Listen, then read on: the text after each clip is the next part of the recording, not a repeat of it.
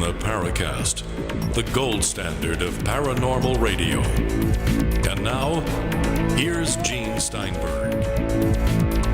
Thanks to Care.com for supporting the Paracast. You can save 30% off a Care.com premium membership when you subscribe by going to Care.com/Paracast. So Chris O'Brien is on special assignment this week. We called in J. Randall Murphy, known as Usual Suspect in our forums. Randall, welcome back. But before we go on, for those who wonder the change, you used to call yourself ufology in the forums, and then you said one day, can I be usual suspect? Why is that? Well, what was happening was that there was a number of subjects besides ufology that I would be commenting on, and I often found myself in hot water with people getting into debates, pro and con, and at some point I thought, just to round things out, I should change my profile so that it would apply to more of the discussions I was getting myself involved in and kind of have sort of a tongue-in-cheek feel to it as well. So I'm kind of the usual suspect who has the MO of being sometimes a bit of a stirrer up of controversy. Well, we'll certainly stir up some. Now, last week we had Daniel List, better known as the Dark Journalist, on the Paracast. And he got into, for about a segment or so, political talk. And then those of you who heard after the Paracast, which is part of Paracast Plus, we had more of it there.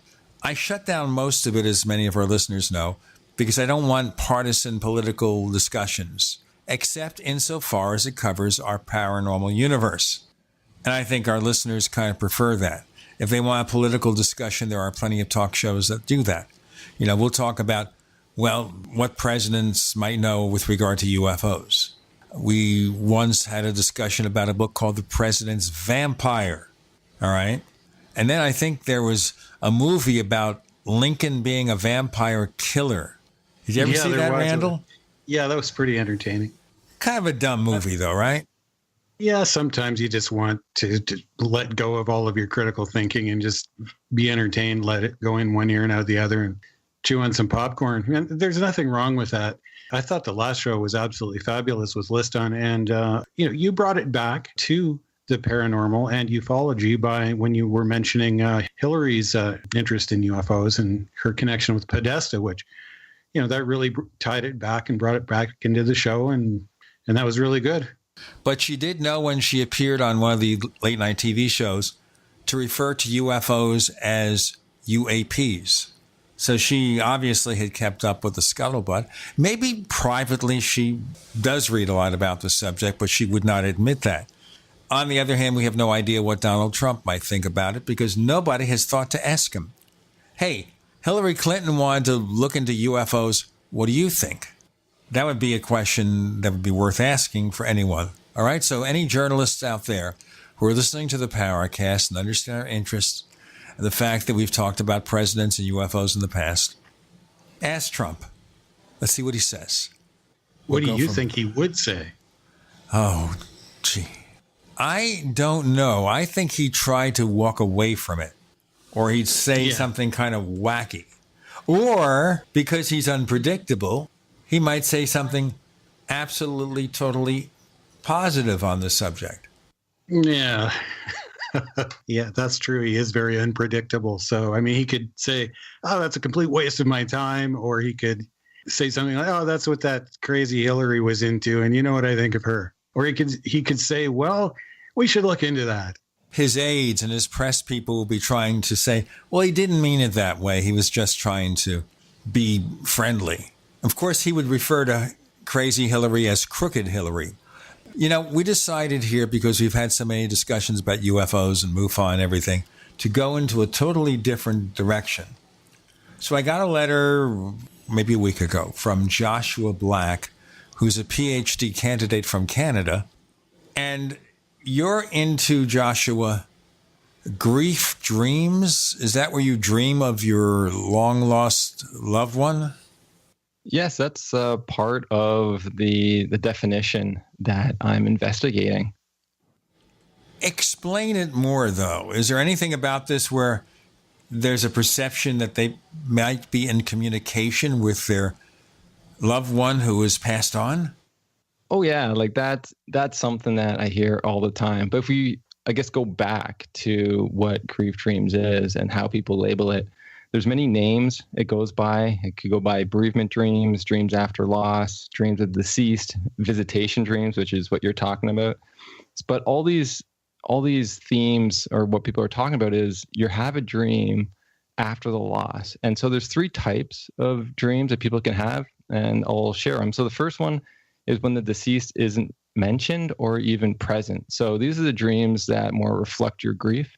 So here, maybe like a mountain falls on you, could reflect the heaviness of your grief, or maybe you're searching for something, which will reflect like you lost something in waking life. Then there's the other one where the second theme is that these dreams that have people talking about the deceased, or there's monuments or something that resemble the deceased, maybe like where they maybe passed away, like a hospital. So this is like the second type. And sometimes in this one, you'll have sometimes God or angels talk about the deceased loved one, saying they're okay. And then the last one, this is what most people want to talk about and share and know more information on, is when the deceased is actually present in the dream. And so this can be in human form, or it could be in non-human form. So I've seen one where it's a cloud, and the cloud talks to the individual, and they know it's them.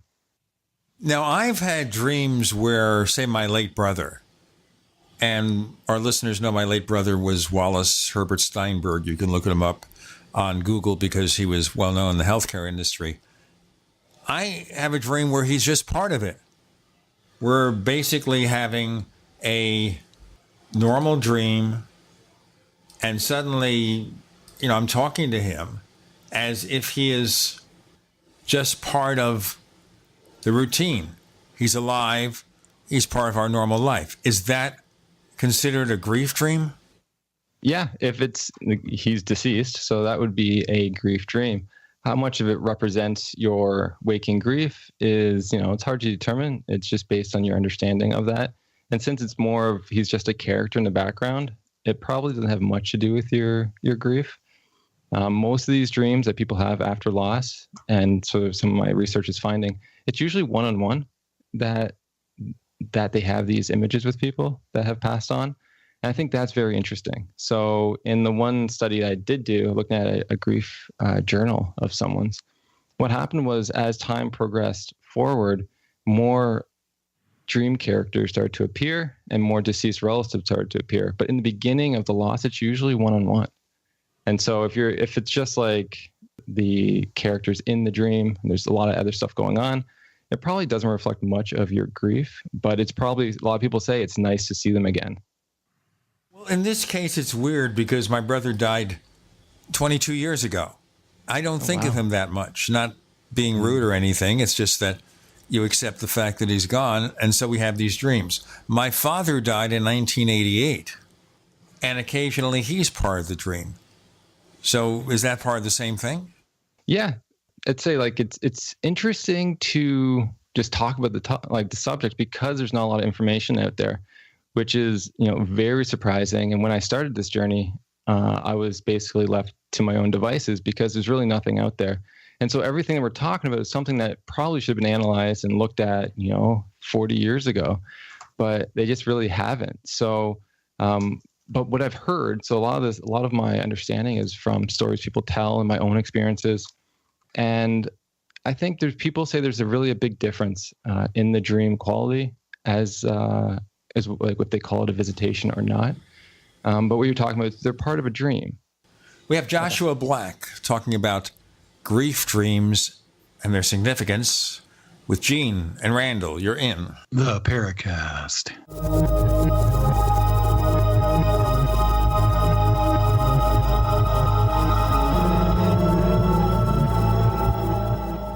We also have swag.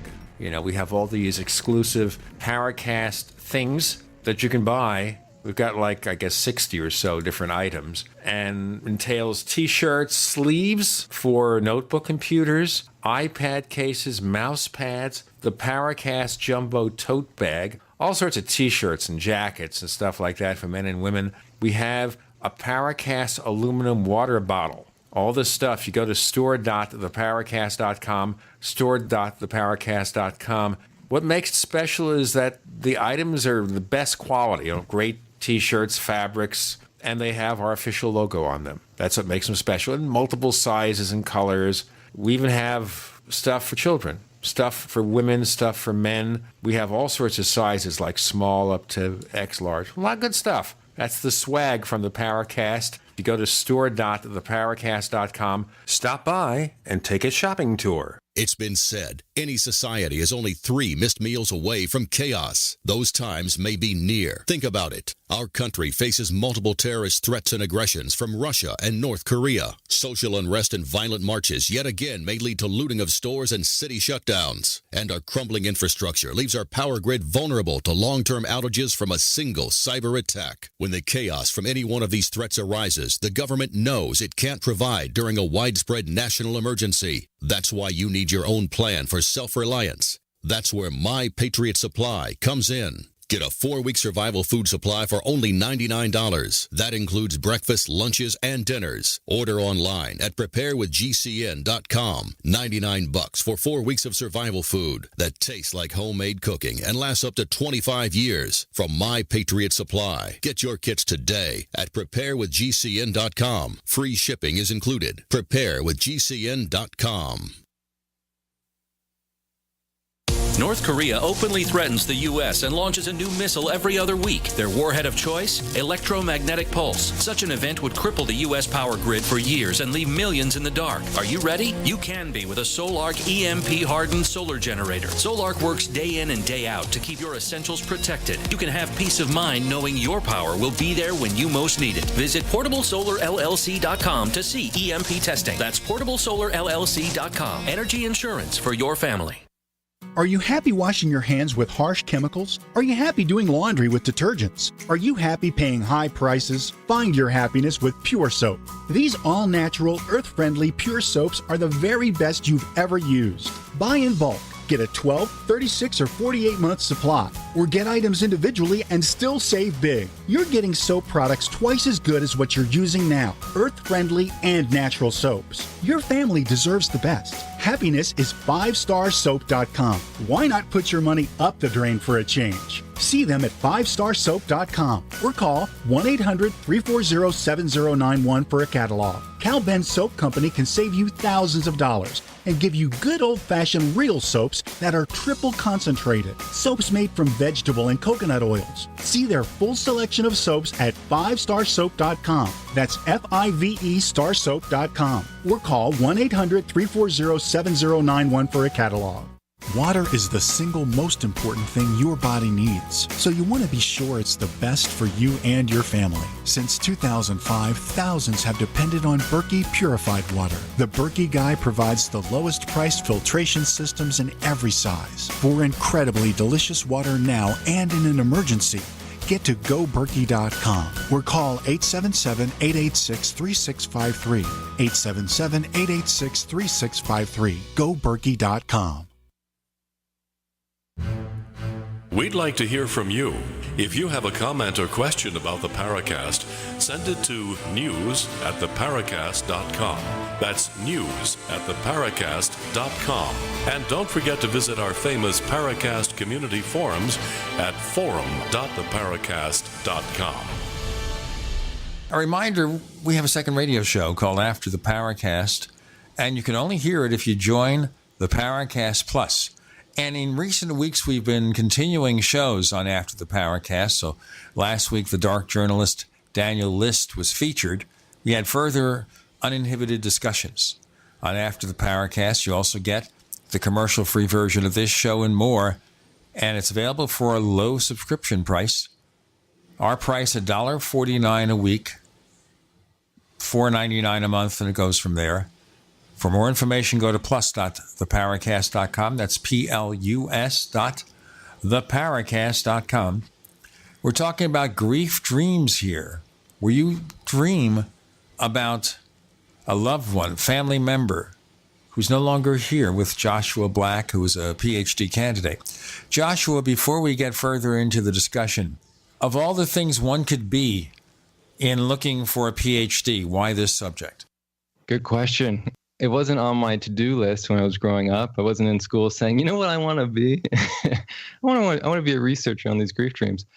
No, what happened was I was in undergrad and I actually wanted to be an elementary school teacher. So that was my path. And then my father passed away at my second last year. And that changed a lot for me, for basically my understanding of grief, since he was the first one that I really cared for that passed away, and the power of these dreams can have after loss. And so what happened was, he passed away very suddenly. I was actually waiting for him and he never showed up to take me to a hockey game. And so I get a call about 3 days later saying he was found dead in his place. I was, heartbroken to say the least. And, just the emotion that just came out of that, I just really had a hard time processing it. And so I was in school. So you go back to school, you try to go back to your routine. And I still wasn't feeling myself. You put on a happy face, you do your thing. But then as I moved forward, about 3 months later, I had a dream and he was a part of it. And I'll share the dream. So I was sitting in my room. So I'm dreaming. So I'm sitting in my room and everything in my room's the same detail as it was in waking life. And at that time, my room was pretty cluttered. So it's amazing for all the images to be accurate. I saw my dad at the end of my room and he was looking through some of my clutter. And then he turned around smiling and I walked up to him and I said, "I'm going to miss you," acknowledging the loss. And I said, I loved him and I hugged him and I woke up. And the fascinating thing was when I woke up, I felt different than prior. And so something changed in that moment. And looking back, I sort of think that I had a block because I never got a chance to say goodbye. And that gave me that experience. And from then on, I always valued these dreams. And I had a series of dreams on how they changed and how they stopped focusing on my grief per se, but other things in my life. So I was done school and I didn't really know what to do, with my education. So you try to work, you do things. And so I volunteered with the Bereaved because I liked helping people. And they started talking about these dreams. It brought back all the dreams I had. And so the interesting thing is when I had these dreams, I never really told anyone. I just sort of kept them private.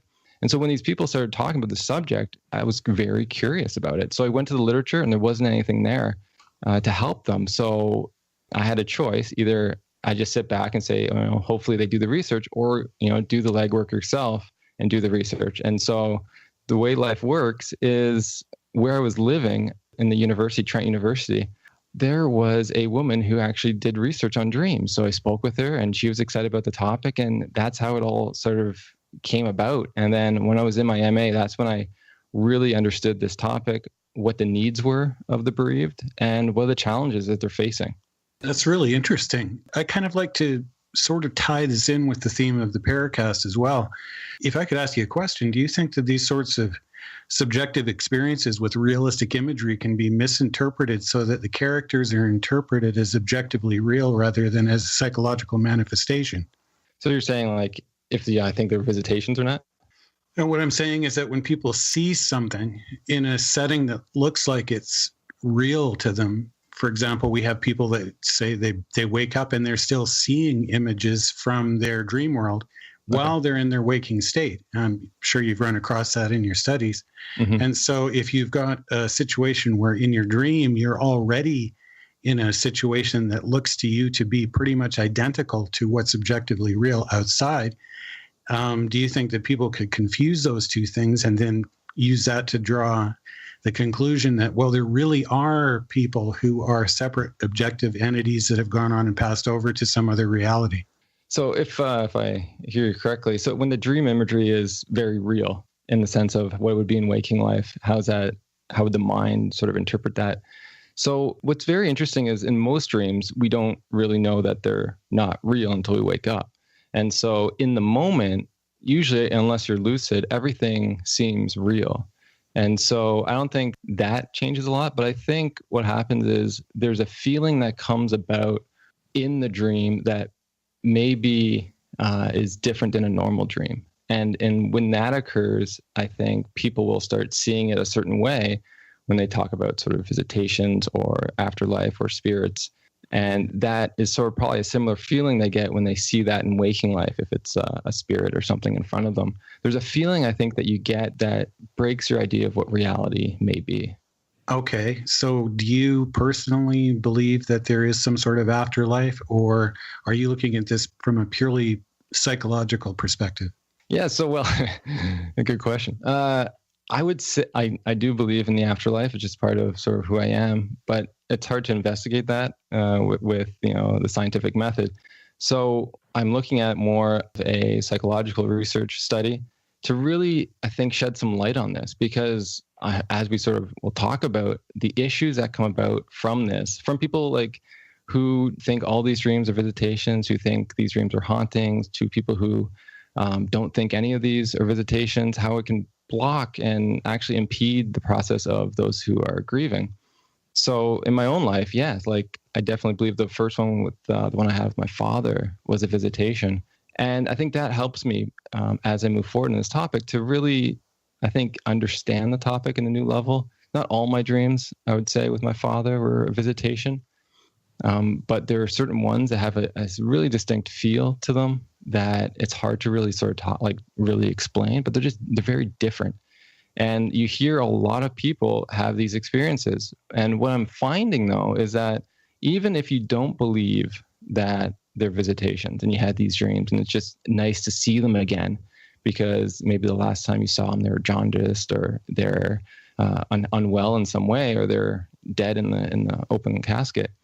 You see them healthy and happy talking to you. Even that experience can actually help people through their grieving process and unblock a lot of things, which is, I think, a lot of people think, oh, I gotta, if it's a visitation, then it'll help me. Actually, I think the opposite. I think that that may be true, but also just having these dreams in general can actually affect you, whatever your belief system. I think the big question here is, do you feel that there's any connection with these dreams and some kind of external reality, such as the afterlife, which you express a belief in? We'll have more in a moment. We have Joshua Black. We're talking about grief dreams and their implications. With Gene and Randall, you're in The Paracast.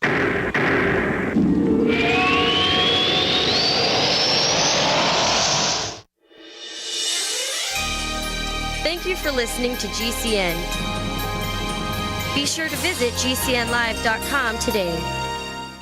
Fully cooked, ready-to-eat bacon. I'm talking thick, meaty, center-cut presidential bacon. Savory and delicious. I buy some, I use some, I store some. Awesome. No refrigeration needed with a 10-year shelf life. NASA pack technology. Bacon. Fully cooked, fully hydrated, ready to eat right from the packed bacon, or warm and served. Life-saving, ready-to-eat bacon. 10-year shelf life bacon. Ships free at fullycookedbacon.com. Fullycookedbacon.com. The answer to being in control of your own healthcare is freedom from insurance. Become part of a group of self-pay patients that come together to share in each other's medical expenses. Individual share amounts begin at $107 a month and $347 for families. Choose from 3 health-sharing programs. Holistic treatments may be eligible for sharing. See guidelines. Discount programs available for dental, vision, and pharmacy. Go to libertyoncall.org. That's libertyoncall.org.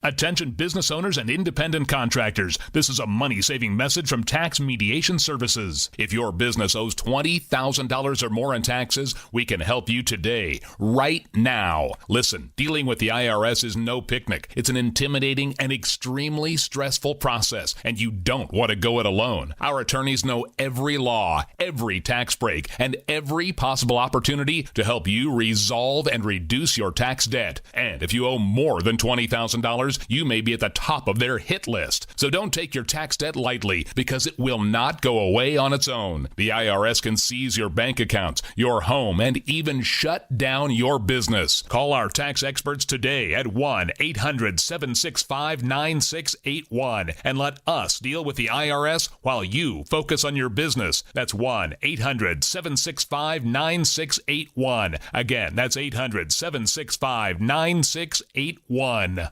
Attention business owners and independent contractors. This is a money-saving message from Tax Mediation Services. If your business owes $20,000 or more in taxes, we can help you today, right now. Listen, dealing with the IRS is no picnic. It's an intimidating and extremely stressful process, and you don't want to go it alone. Our attorneys know every law, every tax break, and every possible opportunity to help you resolve and reduce your tax debt. And if you owe more than $20,000, you may be at the top of their hit list. So don't take your tax debt lightly, because it will not go away on its own. The IRS can seize your bank accounts, your home, and even shut down your business. Call our tax experts today at 1-800-774-3149 and let us deal with the IRS while you focus on your business. That's 1-800-774-3149. Again, that's 800-774-3149. Investing is a long-term process.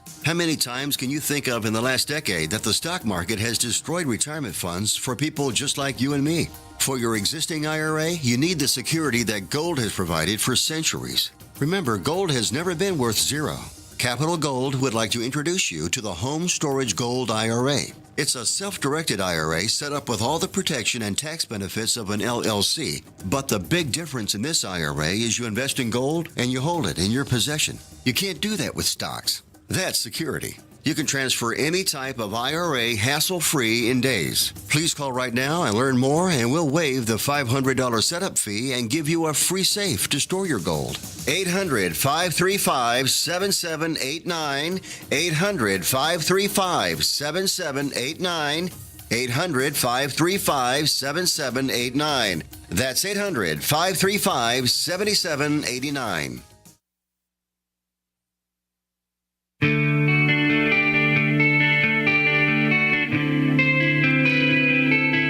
Jerome Clark, author of the UFO Encyclopedia and other books. You're listening to the Paracast. So we continue with this discussion, and we learn that, guess what, I've had dreams of this nature. But just coming back to this, and certainly as an academic, it's hard to get scientists to look at something like life after death and afterlife. So do you at all feel personally that when people think of being visited by a deceased loved one, that there's some reality behind it, that maybe that individual is contacting them? Yeah, I can't deny it. And I say, if we can't study it scientifically, it doesn't mean it's not true. It just means we can't study it. As I say, as long as the person who had the experience finds it a positive and comforting experience, who am I to say? And, you know, if it's helping them in their process and helping them through their journey, like, I have nothing against that at all. So, you know, I think that's why I can come in and do the topic, I think, justice, because I don't mind them saying that. Like, it's not, there's no negative reality for them to believe that. It's only when they think it's a negative haunting, then I sort of educate them on dream research. And I don't know if you want me to go into that, on what that can actually represent in your grieving process. Well, what about supposed hauntings? Yeah, does that take us to that? Well, this is the thing. When it comes to dreams, so just dream research in general, a lot of our dreams in general are negative in nature. So the average, most people have more negative dreams than positive dreams. And what they're finding is that your waking life actually has a big impact in the dreams you have. And so it's called the continuity hypothesis. And so after loss or after trauma or anything, your dreams become even more negative. So anything that's going on in your life is actually manipulating your dream imagery. So after loss, you would expect your dreams to be negative. And if the deceased is present, that's something you would expect. So it's probably has something to do with your actually grief and blocks that you've had. And I could share a ton of different dreams that I've collected and had talks with people about negative dreams they had and how it relates to usually anger of the death or feelings of guilt, stuff like that. And so I think that's a good way to process it, rather than say it's a haunting and, you know, they're attacking me. Let's actually look at your grief. And maybe that is the reason why it's happening. And what I'm finding in my research is people who have these negative dreams of loved ones also tend to have positive dreams later on. So I think the bigger question is, you know, why are these negative dreams going on? Because most dreams people have of their loved ones are positive in nature. So I would always bring people back to their grief. And if it's an issue with their grief, let's talk about that. Let's get that sorted out so these dreams become more positive. Okay, so we can't really, as you say, study afterlives from a scientific perspective for lack of physical material evidence, but we can certainly look at it from a critical thinking perspective and decide what's logical or more logical and what's more likely to make sense than other things. So me personally, after reflecting quite extensively on that, I'm of the belief that afterlives are impossible in the way that people normally think of them. But at the same time, like Jean, like yourself, I've also had loss, and I've had the kind of dreams actually exactly like you're describing. But there's one type of dream that is of particular interest to me here, and that's sort of premonitory dreams of deaths that happen later. Yeah. Like I had one where one of my relatives was meeting me to go to a funeral home to attend to my mother's death, and she was alive and relatively healthy at the time. And people that showed up were actually already dead. They were grandparents and members of the family who had already been deceased. And they picked her up and took her away in the old family car. And I remember waving goodbye to them all as they drove over the hill. Wow. And I thought, that is the weirdest dream. And about 2 years later, my mom, she got really sick and she died. And the same person who was in that dream came to pick me up, and we had to manage her estate. And off she went into the, for lack of a better term, the afterlife with her mom and dad and the old family pet. What about dreams that are premonitory in that sort of way? This is very interesting, because this is something I didn't know much about until I got into the topic. And once I started asking about these dreams, like, that comes up. So it actually is common for people to have these dreams prior to the person dying. And it just makes me sit with the reality of life, like the mystery of life, because, it's, how do you explain it? I still don't know, but I know it's happening. As a scientist, all I can do is say, yeah, this is occurring. And that's really as far as I can go as I sort of ponder like what that means for reality in this life. But I've heard stuff like that where people will dream of the deceased loved one. Yours was 2 years. I had people, it was like the day before. They had no contact with the person. They didn't even know they were sick or anything. They have a dream. The person says goodbye or that they love them, and they woke up like thinking it was weird. And some people felt that the person must have passed away. Then they get a phone call that day saying that the person died. That's what's fascinating about this topic, is that there's just so much mystery behind it. And I like that. And I think a lot of people try to get too bogged down with science. They run their lives through it. They sort of push away that mystery aspect of life. And I think there's something beautiful about staying in the mystery. And these dreams, these precognitive dreams, is one of those things. And so like precognitive dreams have been, in all sorts of like religions. And even one of my committee members at Trent University wrote a book called Heads Up Dreaming, all about that. And he looked at that from a scientific perspective, and he found evidence of that. People are doing this stuff and it's happening. We can't really explain it. I think quantum physics, I don't know much about it, but I hear it might help understand it a bit. But at the end of the day, if people have these dreams, I'm always interested in knowing if it's comforting or not that they had it. It's usually, some people say it is, other people say it was just, it's mind boggling how it even happened. But the one thing I should note is that there are people that will have a dream of the person maybe in trouble or dying, and they wake up thinking it's precognitive, and the reality that's usually not. And so I think there's a different quality to these dreams that are precognitive, and you may agree or disagree. But a lot of people, if the person's sick already, they'll have anticipatory grief dreams, which could be similar, where the person is dying, but they don't actually, they're not actually dead when they wake up. And it could just be reflective of their grief and understand that they will die soon. I think that's a really good way to describe it, an anticipatory grief dream. That's a very neutral way of saying, well, these things happen. Mm-hmm. And we're not exactly entirely sure why in every case, but that makes a lot of sense, actually. what's that movie? The Monster's Call. It's about an anticipatory grief dream, basically the whole movie. So it's out there, and like the media has picked it up a little bit, but just the bereavement counselors and those people who are in charge just haven't really like received education on this topic yet. And that's sort of the big thing that I'm trying to do by doing these interviews and doing the conferences and stuff and publishing the research, is getting people to start talking about this and allowing and asking the questions, because a lot of people carry this stuff and they have no one to talk to. And when they do talk to someone, they usually are given bad advice. What's some of the bad advice people are typically given? Well, there's a lot. So one of them, I have a Grief Dreams Facebook group. And so I always, like people post their dreams, and sometimes they want answers or reflections on the dream imagery. And so, but there's a lot of people in the group, so they all sort of, write stuff. And one person had a dream, and there's a bunch of deceased relatives around a table.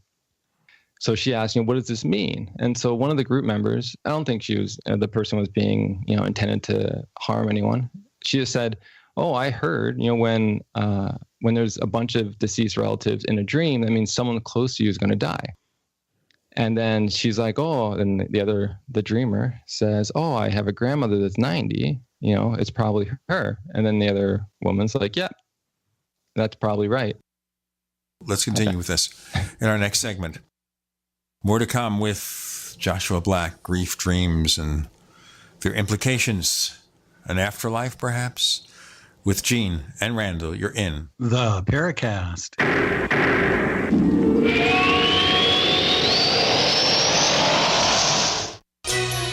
Thank you for listening to GCN.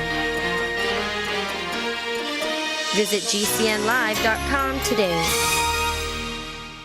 Do you need a website? Well, you can get a great deal on hosting services with Namecheap's legendary coupon code. They're offering substantial hosting discounts on shared hosting, business hosting, VPS hosting, reseller hosting, and even dedicated servers. Namecheap is preferred by millions. It's backed by a money-back guarantee. Use the coupon code LEGENDARY to cash in on the special deal at Namecheap.com, Namecheap.com. First came Attack of the Rockoids, and it was a critically acclaimed success. And now there is The Coming of the Protectors. A former military intelligence man is contacted by a space woman in a dream that turns out to be a nightmare because evil forces on her distant planet are planning to conquer the Earth. This is gripping science fiction of the classic kind.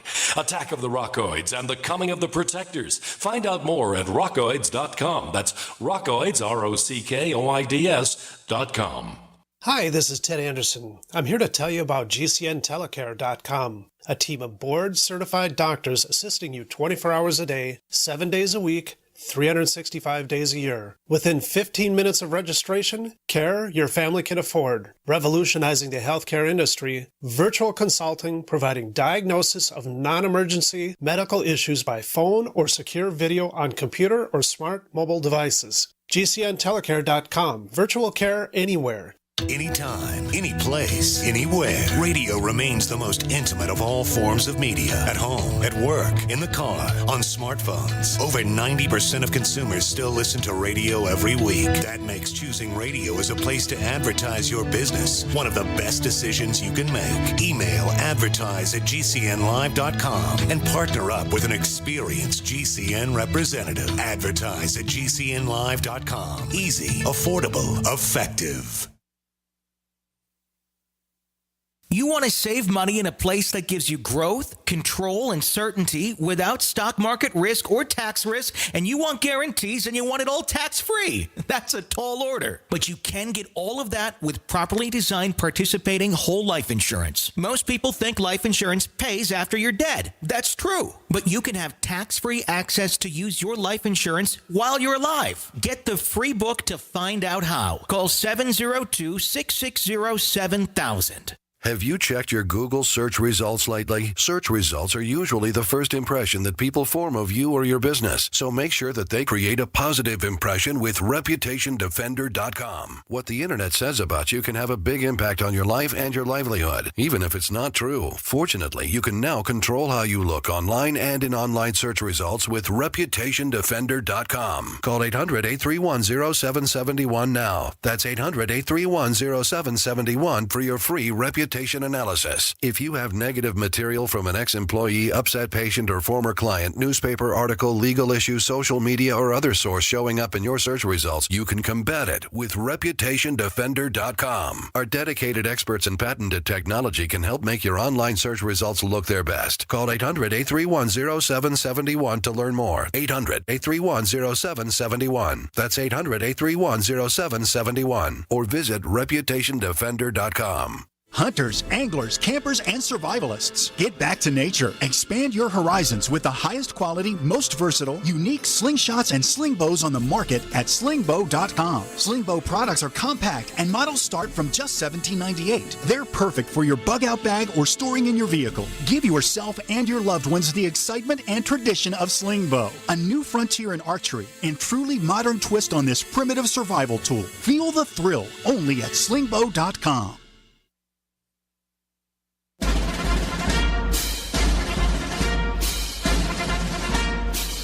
Hi, it's Grant Cameron from PresidentialUFO.com. You're listening to the Paracast, the gold standard of paranormal radio.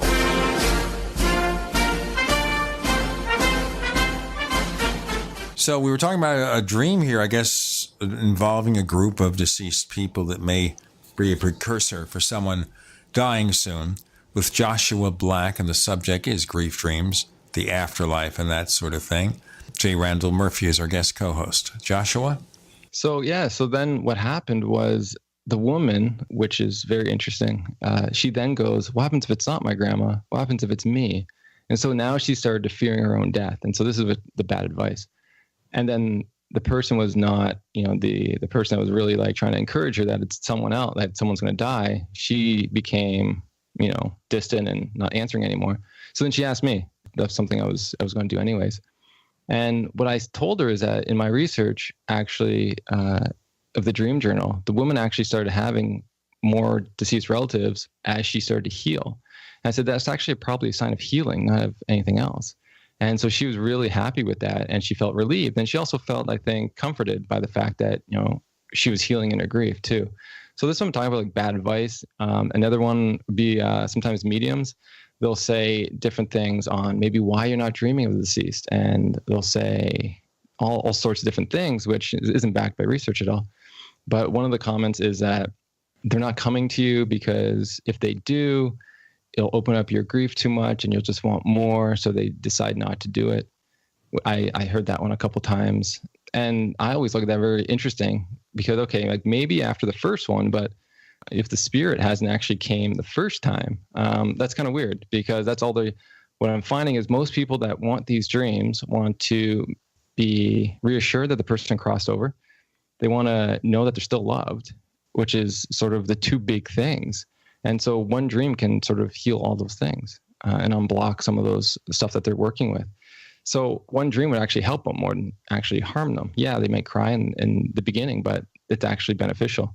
That's actually, pretty bad advice because they're saying you have to work on your grief before you get these dreams, where actually that's why I actually started doing the PhD, is because that was my first question is why are some people having these dreams and other people aren't?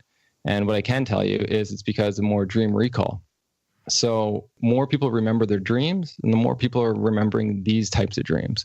And so it may not actually be sort of, that they're not coming. It's probably because you're just not remembering your dreams in general. And I think that's a better way to approach the topic. And there's different ways to increase dream recall as you move forward. Keeping a dream journal is a good one. Talking about your dreams a lot. All dreams, not that just the ones you want. With that, you're probably going to be dreaming or remembering more of the dream. And so I bring this up because a lot of people, my theory is that a lot of people are probably dreaming of their loved one and producing those images, but they're not just not remembering it when they're waking up.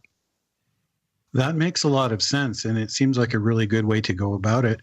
Of course, the other problem with the type of thinking that you described there is that it presupposes that there is an afterlife, and there are people on the other side who have the intent, some sort of intent of their own, that is going to have an impact on your life.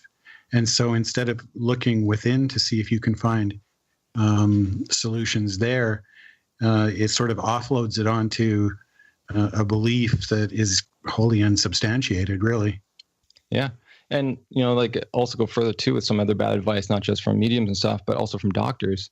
I had someone tell me that a doctor, they were having these dreams of the deceased, and the doctor said, "Oh, it's because of your medication." And so they basically deflected it and said it's because of medication. And so they actually minimized what they thought this dream was to them. And that actually would harm them because they thought it meant something, and it was something beautiful to them. And I also go to pastors. There's some pastors who will say these dreams are meaningful, that some of these dreams are from God. Other ones will say it's Satan and it's a trick and that sort of stuff. And so what I'm saying is bad advice is you have to understand what the person believes to understand what advice you're giving. So if someone who has a comforting dream, the person says they love them, they're okay, and they're with Jesus or something, and you tell them that was Satan, well, all that benefit that would have came from that dream, you have now actually crushed. And now they're afraid to sleep because they're thinking maybe Satan's coming and tricking them. So that's what I'm saying. Like, there's so many people, just because the education isn't out there, so many people giving bad advice in different areas. And it's really, I think, help people, you have to understand what they first believe and then work with that. So can we say here that the dream is meant to reinforce their beliefs, whatever it is?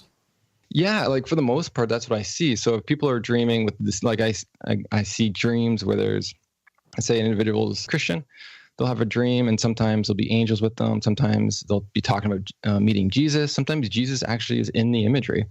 And so I think, what your belief is definitely will come into the dream a lot. What's fascinating about these dreams, though, is some people who have them will believe that and they say they are atheist or they didn't believe in anything. They'll have this dream of the deceased that just very overpowering and emotional. They wake up and then now they feel like that was a visitation, which they didn't believe in before. And now they're actually trying to find a religion to help understand what the afterlife is. So I think these dreams can actually not only reflect our waking life, but they can also produce change in our waking life, depending on the feeling that you get. Okay, so they can be transformative. There's no doubt about that. But I think it depends on your point of view as to whether or not a transformative experience that turns someone religious is necessarily good. So, I mean, do we accept that such experiences are good just because it makes the patient feel good? Yeah, with grief, it usually it's unblocking something. And if they go to religion, like, I'm not here to debate if religion is good or not, but what I'm saying is that dream of the person having that and believing that there's an afterlife then wants to quantify it and try to figure out what an afterlife is. And so they go to religions because that's what religions sort of talk about, is these afterlife. So it's more about they're transformative, but like the belief is that there is an afterlife. And I think that belief can help people as they move forward in loss. It's not as permanent and they still feel loved, which is one of those things that grief is really working with, is how do you still feel loved when the person physically isn't there to give it to you anymore? There's nothing wrong. I don't think there's anything wrong with that. And so if these dreams help promote a positive transformation when it comes to grief, I think that's beneficial. It's only when it's negative or if you're condemning yourself for something, then you're complicating your grief, and it's going to take longer for you to actually, I think, get back into the world and share your love. Right. But I think you just kind of hand waved a question there, in that there are people who think that becoming involved in religion isn't the best thing to become involved in for a variety of really substantiative reasons. So therefore, just saying, well, it's okay if it makes you feel good, I think that's really a bit of a hand wave. I don't think so, because everyone had I'm not here to debate religion if it's good or not. I'm just here. Well, that's a hand wave. That's exactly it. You're saying that if it makes you feel good, it's okay. Don't debate it. Well, on the other hand, if something else you think is sort of negative, then you say, well, you give your advice that you think it's negative and you shouldn't do it. So I think that really qualifies as a hand wave there. Well, okay. So this is my more maybe question. If your religion actually helps you open your heart to the world and to yourself and to others around you, then that's a positive sort of group for you to be a part of. If it closes your heart, then it's not. And so same thing with the dreams. If it helps you open your heart to the world and life itself, then it's good. Like, how can it not be?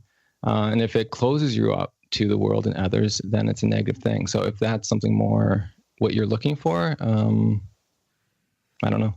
I would think that, at least from a scientific perspective, or at least any attempt at science, what we should be looking for is the truth and what not makes us feel good. You know, it's, if you get what I'm saying, it's not about, well, I believe this and it feels good and therefore it's real. I think we should be looking for explanations that make sense rather than what makes us feel good. Yeah, that's it's your opinion. As I said, it's about, like, for me, and it's about how do you open your heart to life? And how do you open your heart to yourself? Because life, it doesn't matter what you believe. If your perspective and your and how you see the world is negative, you're just going to be doing a lot of injustice to yourself. You're going to be living inappropriately to benefit, having happiness and helping others. And that's what I see life is about learning how to love yourself and learning how to love the world. And religions, have a part in that. And if taken by a certain perspective, it can really help you. And if people, use it in a more negative and fear-based, it's not going to help you. And so same thing with these dreams. Like, if you see these dreams as something that can be beneficial for you, if it helps you believe more in afterlife, that's not an issue. And as I said, we can't test if there's an afterlife. So we're left with, what is it doing towards you as a person?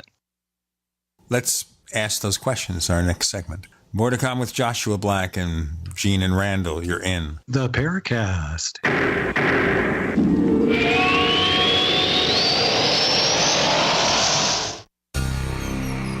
Thank you for listening to GCN. Visit GCNlive.com today. Attack of the Rockoids has been well received by critics and readers alike. It's a thrill-a-minute story you'll never forget. A former U.S. military intelligence officer is haunted by intense dreams about a beautiful woman pleading for his help after a terrible battle in outer space.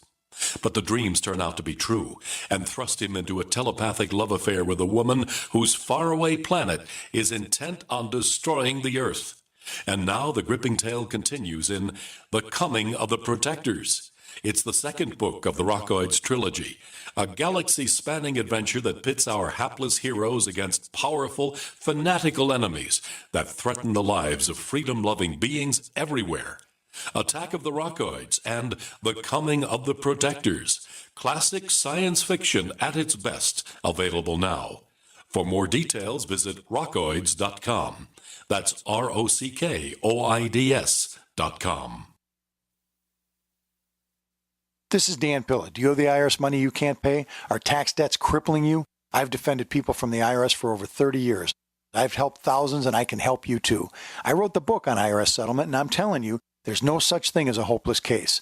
Call 800-34-NO-TAX to finally get free of IRS debt. With the IRS's new programs, there's never been a better time to solve your problem. Call 800-34-NO-TAX. That's 800-34-NO-TAX, or my website, danpilla.com.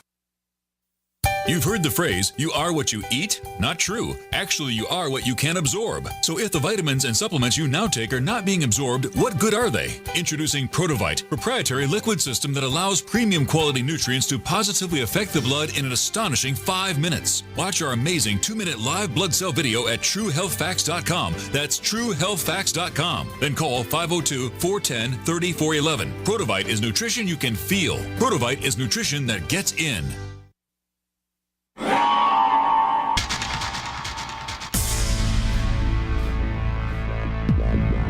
Welcome back to the Paracast, the gold standard of paranormal radio. And now, here's Gene Steinberg.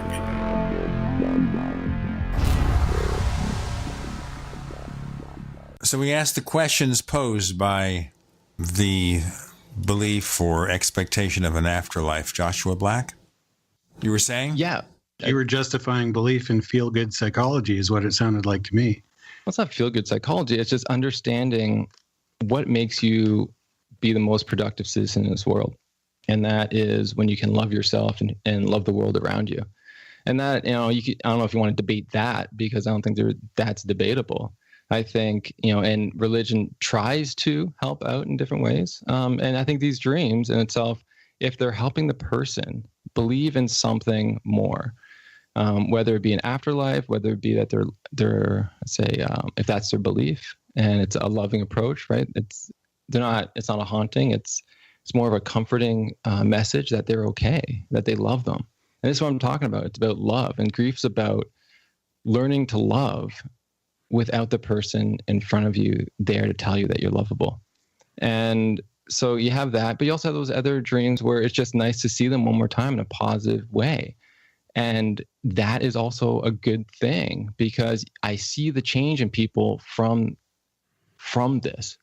And you know what? I'll actually share a dream that I got from an individual. And so the individual, what happened is his friend passed away, and he thought that his friend was happy. And then his friend committed suicide, and it really broke him. And what happened was he's devastated. And for 2 years, he started drinking, he started doing drugs. And if it wasn't for his wife, he actually probably would have committed suicide himself. He was just down and out. And then one night he had this dream. And in the dream, he was back in elementary school. And he was looking around, and he was a young age, and everyone else around was young back then. But then he realized he was in the classroom, that his friend may also be there too. And so he's looking around for him, and then he sat down, and right behind him was his friend. And his friend gave him a thumbs up, and he was smiling, and he was the age he was when he passed away. And so the individual woke up, and he said that dream changed his life. After that, he actually quit drinking, quit drugs, and his relationship with his wife became much stronger. And for whatever reason, whatever happened in that dream actually saved him and helped him a lot. And so this is what I'm talking about, how powerful these dreams can be. And for me to say that this was a visitation or it wasn't or whatnot, I don't think it means anything. I mean, is it helping the person? Really? Is it really helping you as you move forward in life to, get back to loving life again? And if that's yes, well then who am I to say that's wrong? That's actually what we're all, I think, going towards, is how do we, live better in this world and live with others more peacefully? The thing I'm wondering about here and listening to you is, if the dream has a reality to it, it leads you to a proper decision. Is that your subconscious giving you some support, or is it an external force? And I think that's the big mystery. If there's an external force involved, are you somehow subconsciously in contact with it? And is that force the afterlife, a universal consciousness? What? I don't know. And I think that's the question. That's something I can't answer through the research. All I can do is sort of look at these dreams from a scientific perspective, as what themes are occurring, how many people are actually having these dreams, is it making you feel better, helping your grief as you move forward, why are people having positive versus negative themes? That's really what I can test for and help understand what actually is going on. You'd probably have to find out more, neuroscience, look at the brain, what's going on in there when these dreams occur. But who knows, maybe in 10 years, we can figure that question out. I think that's a really reasonable point of view. I mean, if you sort of demystify the whole thing and look at it from as objective a position as possible, then what you're saying makes quite a bit of sense. I mean, you're talking to someone who, like I said, I don't believe afterlives are possible. But in the dream that I had with my dad, it was very real. And in terms of my subjective experience, it was like having him there. When I woke up, I felt as though I had actually gone to visit with him. And, I know in my own mind that that's not what happened, but your brain thinks the imagery and what's happening to you in the dream is real. It doesn't really know the difference when you're dreaming at the time. And that releases chemicals, oxytocin and serotonin and other things that give you that sense of well-being. And when that happens, and it makes a person feel better, I mean, it made me feel much better about things for quite a while. So I can see how these transformative experiences can take place on a biological level without the necessity of having to believe in an afterlife. Yeah, and that's what I've been saying. Like, it doesn't really matter. Like, if they believe it, that's great. I'm not here to sort of disprove that. What I'm here to say is, like, this is what's going on. And for people who are already religious or spiritual, these dreams can affect them this way. When they're not, it can still have benefits. And as you said to yourself, like, it was a nice dream and you woke up and it didn't like derail you at all. You said it probably maybe even helped you a little bit. And a lot of these dreams can. And that's what I'm saying.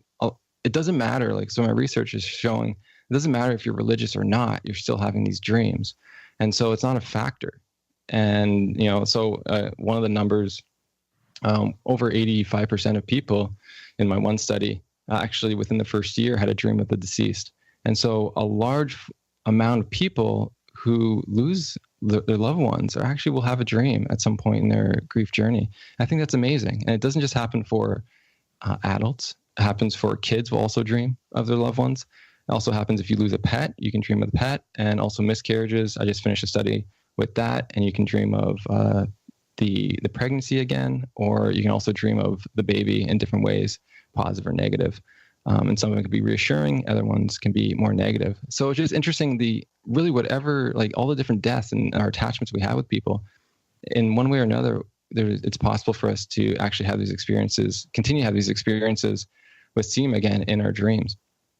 I still have an issue, though, when you say it doesn't matter if it reinforces beliefs that are basically nonsense. I have a problem with that. I have no idea, because I have no idea why you said like you don't believe in an afterlife, and that's fine. Like, I'm not here to sort of debate you on if an afterlife's real. I could really care less, to tell you the truth. But I'm talking about the person. Yeah. Joshua, excuse me. You could care less if an afterlife is real. Why so? I could care less if he believes if an afterlife is real. Okay. Yeah. For myself, right, it's different.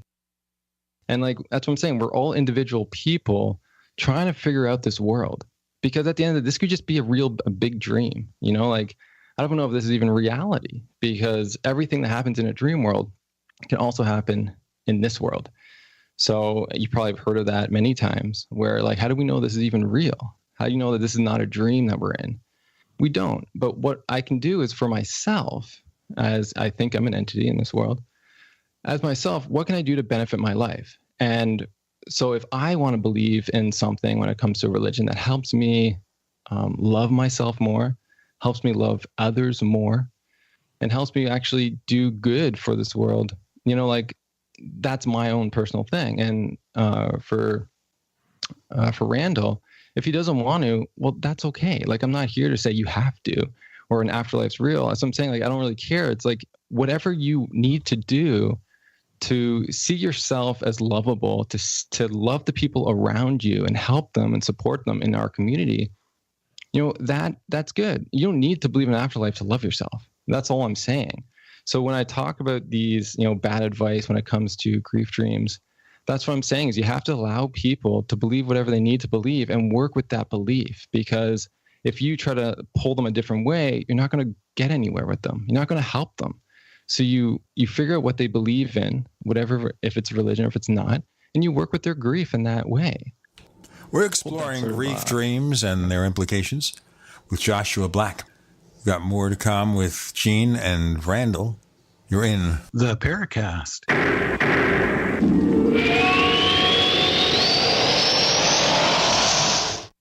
Hey, let me tell you a few things. The number of elderly residents is expected to nearly double by 2050.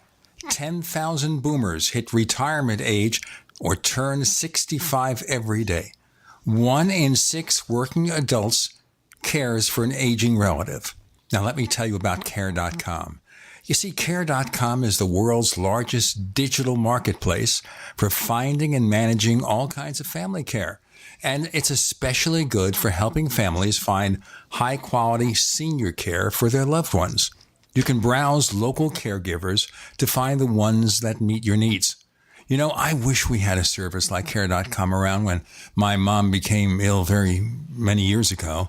And here's a special offer for Paracast listeners. You can save 30% off a Care.com premium membership by going to www.care.com/Paracast. Back pain doesn't take vacations. It never celebrates holidays. It's on the job 24/7 to keep your life exactly where it is, in limbo. But it doesn't have to be that way, because Laser Spine Institute can help you take back your life from chronic neck and back pain. With a less than 1-inch incision, our minimally invasive procedures have provided relief to over 60,000 patients with a 97% patient satisfaction rate. So get ready to stand tall and live the life you've imagined for yourself without pain. Are you or a loved one suffering from a bulging disc, herniated disc, spinal stenosis, pinched nerve, or degenerative disc disease? Call our spine care consultants now at 855-510-BACK.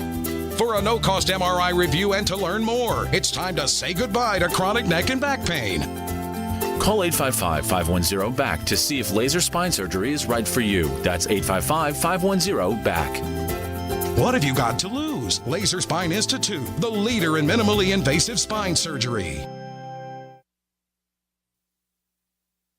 Water is the single most important thing your body needs, so you want to be sure it's the best for you and your family. Since 2005, thousands have depended on Berkey purified water. The Berkey Guy provides the lowest priced filtration systems in every size. For incredibly delicious water now and in an emergency, get to GoBerkey.com or call 877-886-3653. 877-886-3653. GoBerkey.com.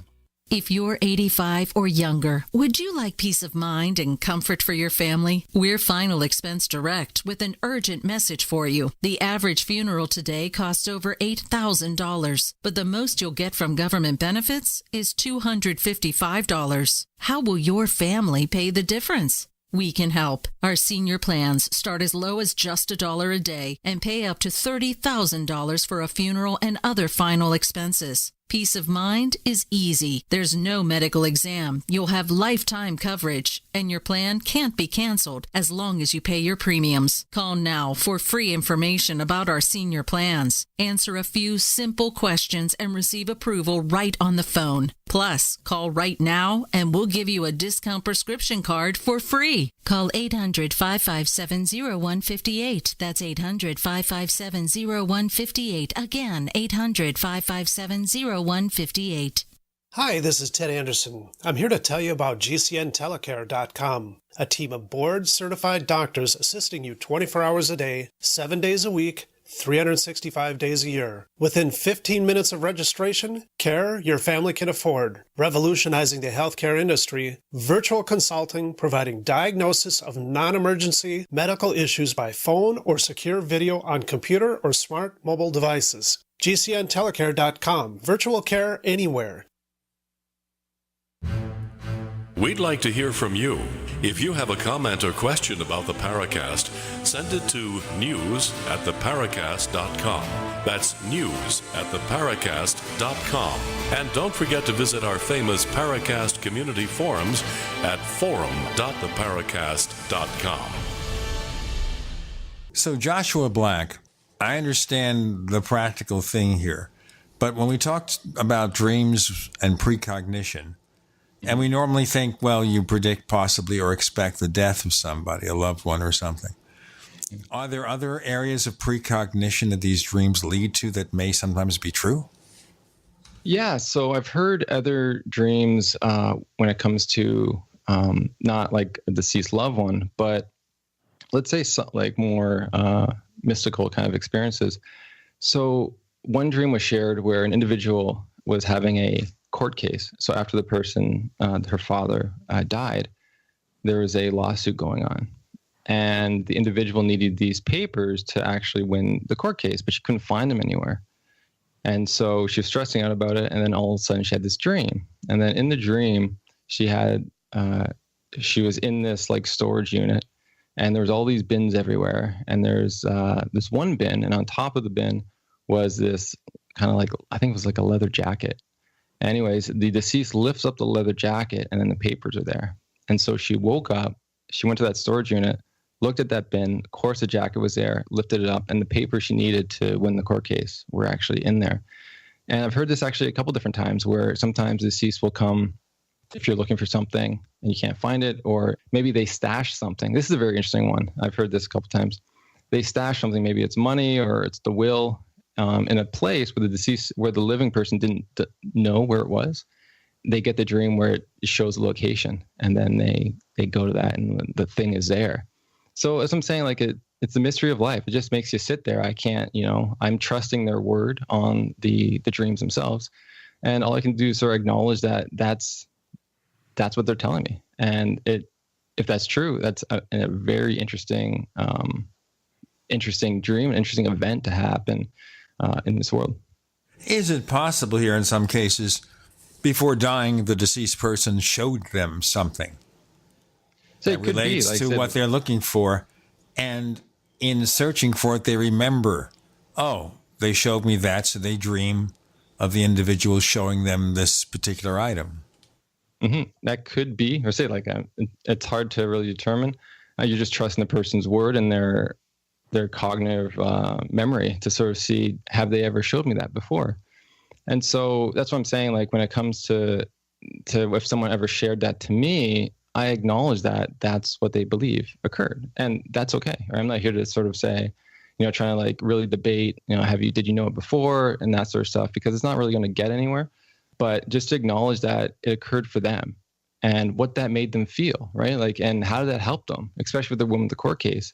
It was just like a remarkable feeling that actually helped her not only win the court case and relieve a lot of stress, but also feel loved, that she was, she took it to visitation, that her father was still with her. And, that's cool. Don't get me wrong here. I tend to examine things from a skeptical point of view, and what you sort of are seeing is debate for the purpose of getting at what is more likely to be true about specific kinds of claims. And therefore, what we're having is a discussion that is truth-seeking. We're not necessarily having a debate. We're looking for the truth. And so we have to ask those kinds of questions in order to help us make some sense of what you call the mystery. And, I can't help but think that it is the mystery. It is, in fact, that these things are happening and that they do represent a mystery that leads us to these types of investigations. We want to know why. I mean, don't you have any curiosity as to how these things are possible? Yeah, and I have no idea. I say, like, if they are, especially the precognitive stuff, how it is possible, I have no idea. And I don't have the tools to, and we don't have the scientific understanding yet, even the tools to research that in a way that it needs to be done. And so I'm okay with leaving it as unknown, and that it may be possible. I'm okay with that. Some people aren't, right? Like some people really want to know, and like, have they ever shown them, where that was? Okay, that's who you are and what you need. And they may have or may not. Like at the end of the day, like I'm working with people in their grief, and that trying to understand that aspect, actually turning away from their grief. When I look at things, when I'm speaking to you today, it's about those people who are grieving and sharing stuff to me. How can I approach them in a way that's loving to help them through their journey? But like with you and me, I say like neither of us are talking about someone's grief, then yeah, it's very interesting. And it could be what you're talking about when you talk about what's the truth. It could be multiple things, but I don't know. But I'm not against any sort of approach on what it could be. Are you never curious to find out why? No, like, not really, like it's very interesting. It depends what you're focused on. And when it comes to that stuff, I know that you can't know science, like academically, you can't study that, but I know it's possible. It could be memory, right? It definitely could be. You just forgot. And that's interesting. But like some of the stuff that you hear, like, especially with the people dying and stuff, and I like sitting in the unknown and what it could be. And who knows? But it doesn't bother me. Like, I don't need to find the truth on those things. Other things I do. When it comes to that, I'm okay with just sitting with whatever it may be, given all the possibilities. It's not like I'm one over the other. I'm just wondering why you feel that way. It strikes me as kind of incurious about things. You have the facilities here of a university to do all sorts of research. but you're willing to accept the stories as opposed to saying, hey, what's causing this? Is it memory? Is it interaction with some supernatural force? Is it life after death? There's so many possibilities. And if you don't want to do it, or it's not your area of expertise, maybe help encourage other people to look into it? Yeah, like at the end of the day, if other people want to, that's fine. But it's how would we know? Like, how do we know? That's what, like, I understand the topic in enough that if someone shared that, let's say it was to try to find something that they didn't know, they didn't think they knew. How would you even investigate that? Because if they're not remembering, if it's suppressed, how are you supposed to even know that it was a memory? We don't have the tools to understand if it was a memory to begin with. So I can understand the how hard it would be to even try to find the truth. And that's what I'm trying to say. We don't have the tools yet. And so because we don't have the tools, it's not something that's pressing to me, because to understand that question, if that was an actual, memory, or if it was actually something new from sort of the afterlife or whatnot, you need different techniques and tools to investigate this stuff that we just don't have. And so I'm not going to invent it. That's not my purpose. It's not where my heart is.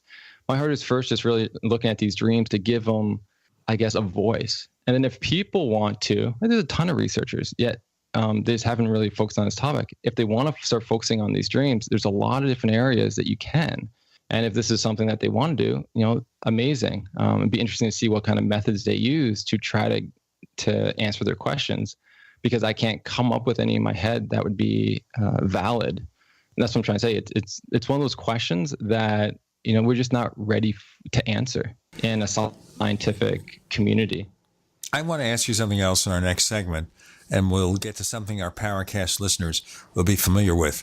With Gene and Randall, you're in the Paracast.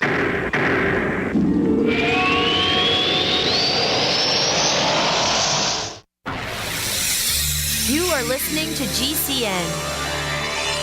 Visit GCNlive.com today. Maybe not today, maybe not tomorrow, but soon you'll need a plan and place to survive. Forget bunkers. You're not a live underground gopher. You need survivalist camps, the ultimate fully functional, off-the-grid mobile survival bug-out house that's well-equipped and custom-built to outlast any other RV or trailer. Bold statement? You bet. See them now at survivalistcamps.com. That's survivalistcamps.com. Trust your family's survival to survivalistcamps.com. Hunters, anglers, campers, and survivalists. Get back to nature. Expand your horizons with the highest quality, most versatile, unique slingshots and sling bows on the market at slingbow.com. Slingbow products are compact and models start from just $17.98. They're perfect for your bug-out bag or storing in your vehicle. Give yourself and your loved ones the excitement and tradition of Slingbow, a new frontier in archery and truly modern twist on this primitive survival tool. Feel the thrill only at slingbow.com. Hi, Peter Vaccaro for ParanormalDate.com. Are you looking for love in all the wrong places? Now you have a chance to change that by signing up for free at ParanormalDate.com. This incredible dating site puts people of like minds together. People who are interested in the strange, the unusual, mysteries, ghosts, UFOs, and the afterlife, and so much more. ParanormalDate.com was developed for you, people seeking a viable alternative to the other dating services. You can join for free by going to ParanormalDate.com, and if you decide you like it and want to connect with people, use the code GEORGE for a substantial discount. Mark Rawlings, president of ParanormalDate.com, says so many people hunger to share their experiences about the paranormal, the unexplainable, or the afterlife, and so much more, and this is the source for them to meet and share that common interest. So sign up for free at ParanormalDate.com, ParanormalDate.com, and use the code GEORGE if you decide to connect with someone you like. Kiyosaki, Rogers, and Schiff all concur there's an economic calamity that will be facing this country. My question to you is, do you know when, and are you prepared? Most people don't, but my friends over at Republic Monetary Exchange have been leading experts in precious metals to help you offset the coming economic collapse. Right now, for a limited time, they have a free book called The 10 Reasons You Should Own Gold. You simply need to give them a call at 888-772-2929 to get that in your hands. Do not allow the the insiders to do what they did to you in 2008, putting your IRAs, 401ks, and savings in jeopardy. You need this book, and you need it now. The 10 Reasons You Should Own Gold. Call 888-772-2929. That's 888-772-2929. There's a reason that the largest investment banking company in the world, JP Morgan, just purchased another 50 million ounces of silver. This free book will explain it. 888-772-2929. We all know that Berkey Water Purification Systems are the most trusted name in water filtration. As an authorized Berkey dealer for over 6 years and serving thousands of satisfied customers, the Berkey Guy offers amazing specials for Berkey water filtration systems. The Berkey Light systems include a set of self-sterilizing and recleanable black purification elements that purify water by removing chlorine, pathogenic bacteria, cysts, and parasites to non-detectable levels and remove harmful chemicals such as herbicides and pesticides. Order the Berkey Light system today, complete with 2 black Berkey elements for only $231, and the Berkey Guy will ship your order free of charge. With the purchase of a Berkey Light, the Berkey Guy is also offering a set of fluoride and arsenic filters for only $39.99. That's over 30% off the retail price. Call the Berkey Guy at 1-877-886-3653. That's 1-877-886-3653. Or order online at goberkey.com. That's goberkey.com today.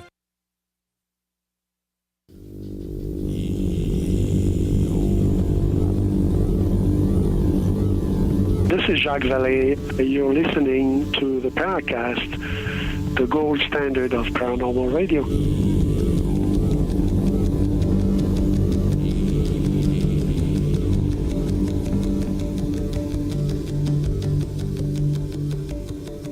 So our guest co-host is J. Randall Murphy. Chris O'Brien's on special assignment. Joshua Black is here talking about grief dreams. And we're questioning him on things that maybe he doesn't get involved in, but just to kind of cover where he's at. So with regard to grief dreams, what about what people remember when they have so-called near-death experiences? You know, they're clinically dead on the operating room table for a short period of time, and they come back and they have some sort of dream experience to relate. Do you look into those? No, I don't. I just focus strictly on when someone's actually dreaming in their bed. So I don't know much about the information on that. You probably know more about it than I would. Have you ever had a case where someone has said that they've had a dream that related to some loss of loss of a loved one in some way, shape, or form, that also involved some sort of maybe the presence of an alien or something along those lines, something highly unusual?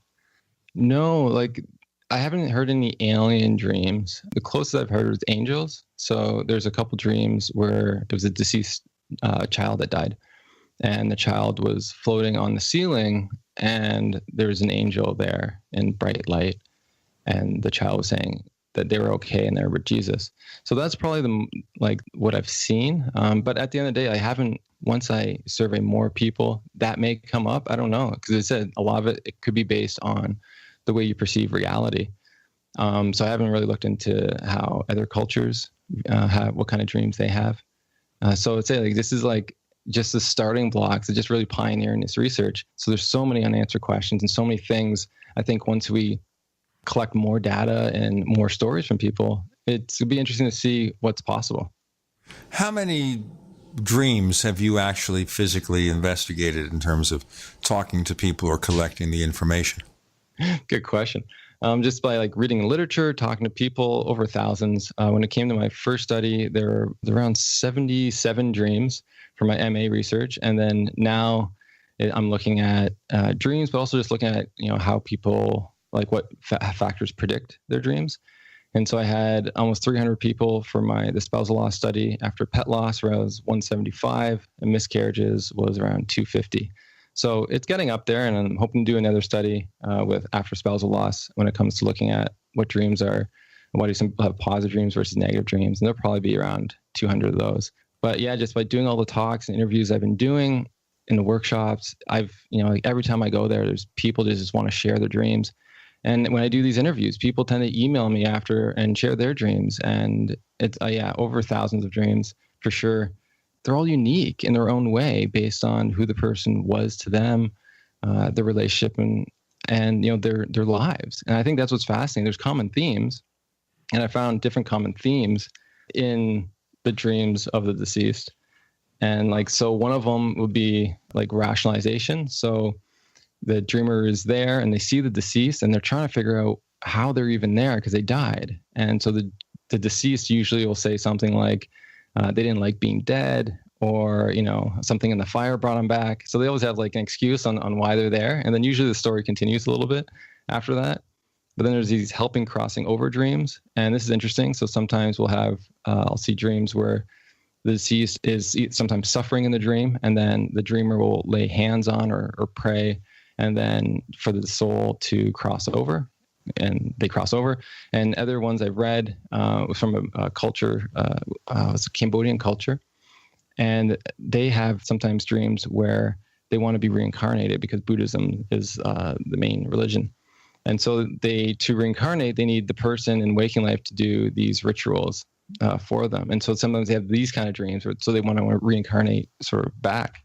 And then there's the other ones where it's like dead, dying, or ill. So the deceased is, dead or dying within the dream, sometimes as they did in waking life, other times in more exaggerated fashion. There's discomfort for the deceased is sometimes chasing the person. Then there's the comfort ones, as a lot of people have. Most people have these comfort ones where the deceased is saying they love them, they're okay.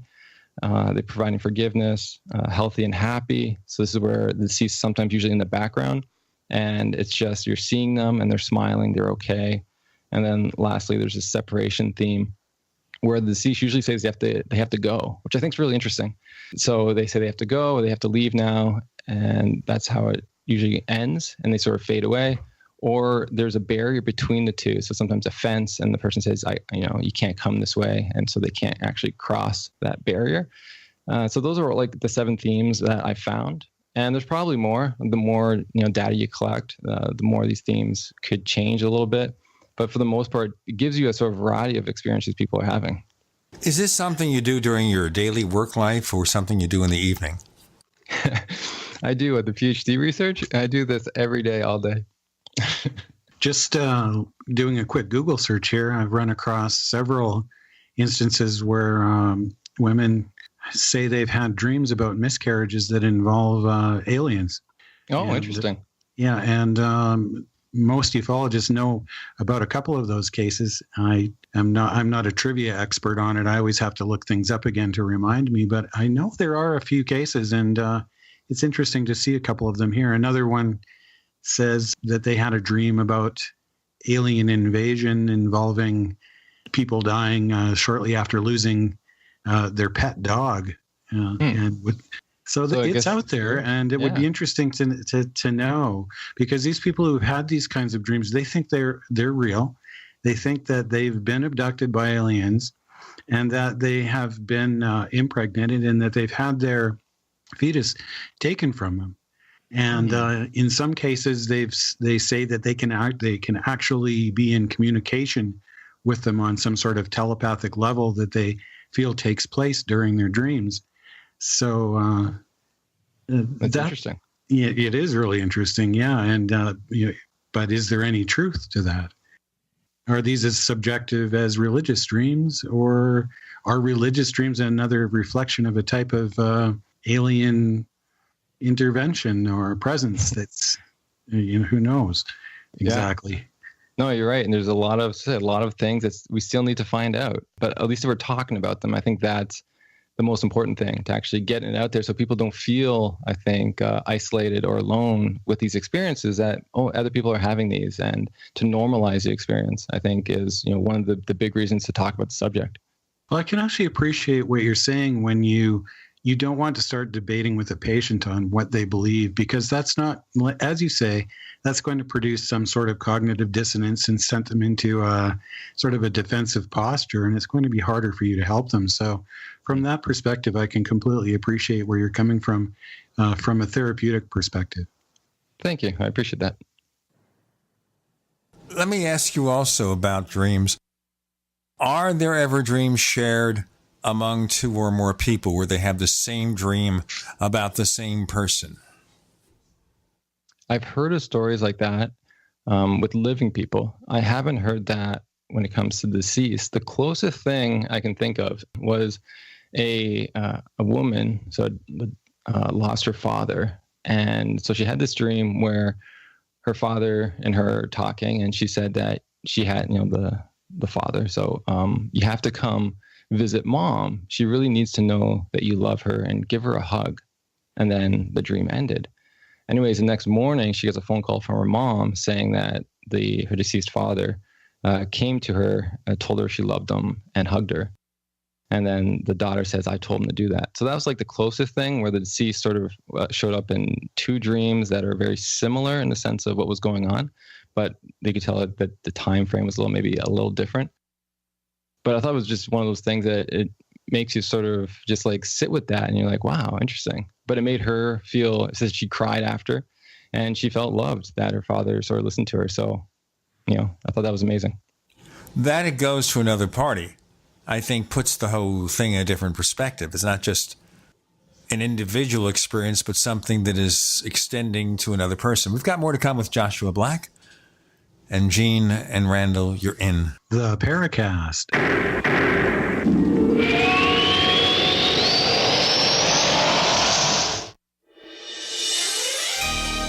Thank you for listening to GCN. Be sure to visit GCNlive.com today.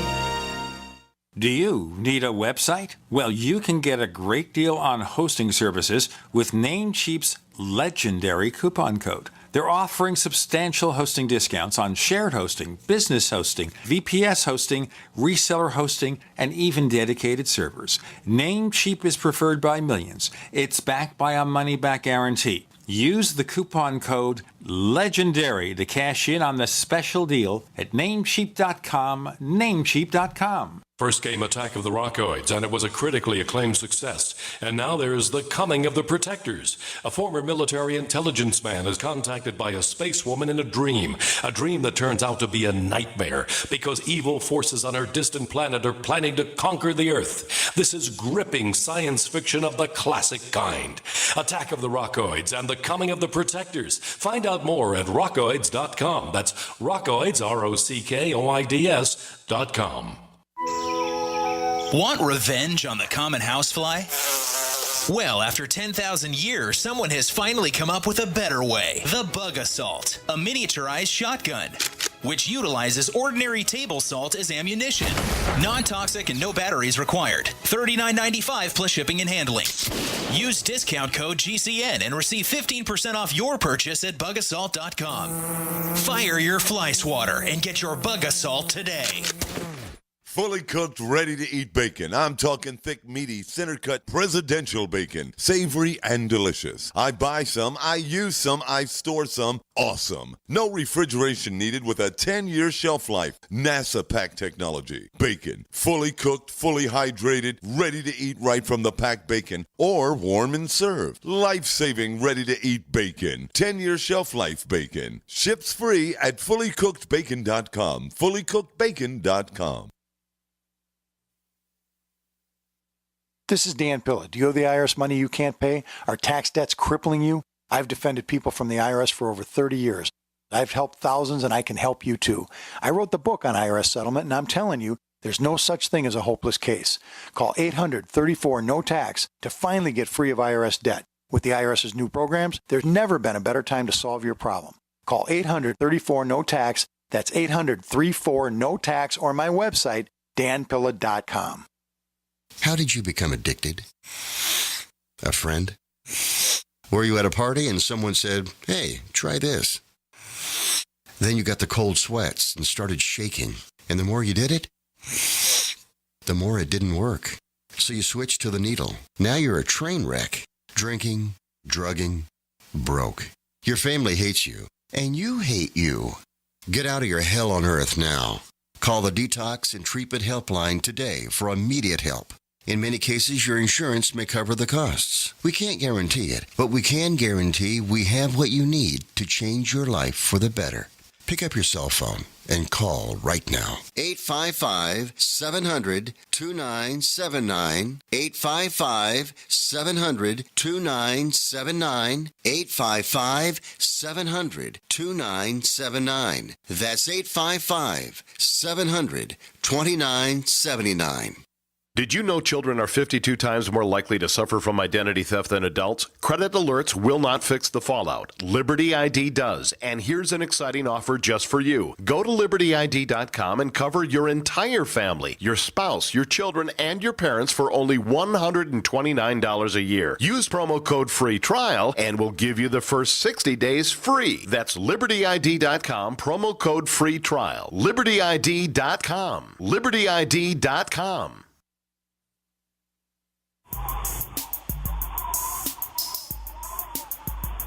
Hey, this is Marie D. Jones, the author of This Book is from the Future, and you are listening to the Paracast, the gold standard of paranormal radio.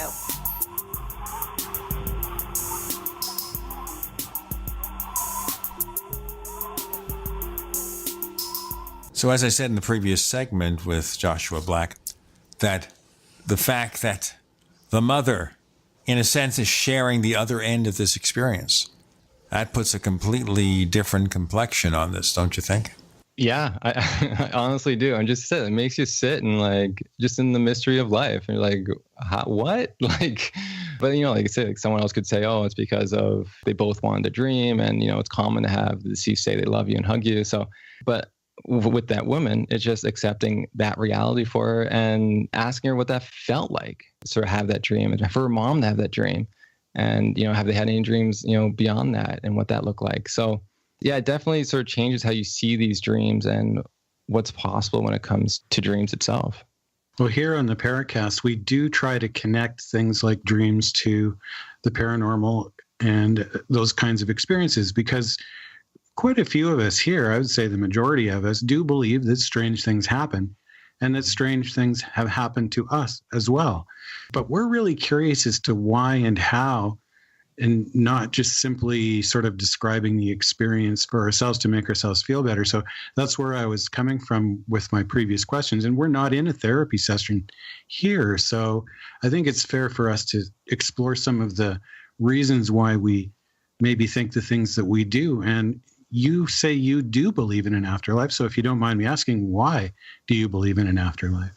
Good question. Well, the first one I answered that, even though it's just me and you and we're talking, I know other listeners may have been dealing with grief. And so that's why I'm always, when it comes to this, if we're like in a bar or something, I may be talking about it a little bit differently, but because I know other people are listening and they may be grieving, I'm aware of that. So we're actually in the kind of a therapeutic session with the outside world.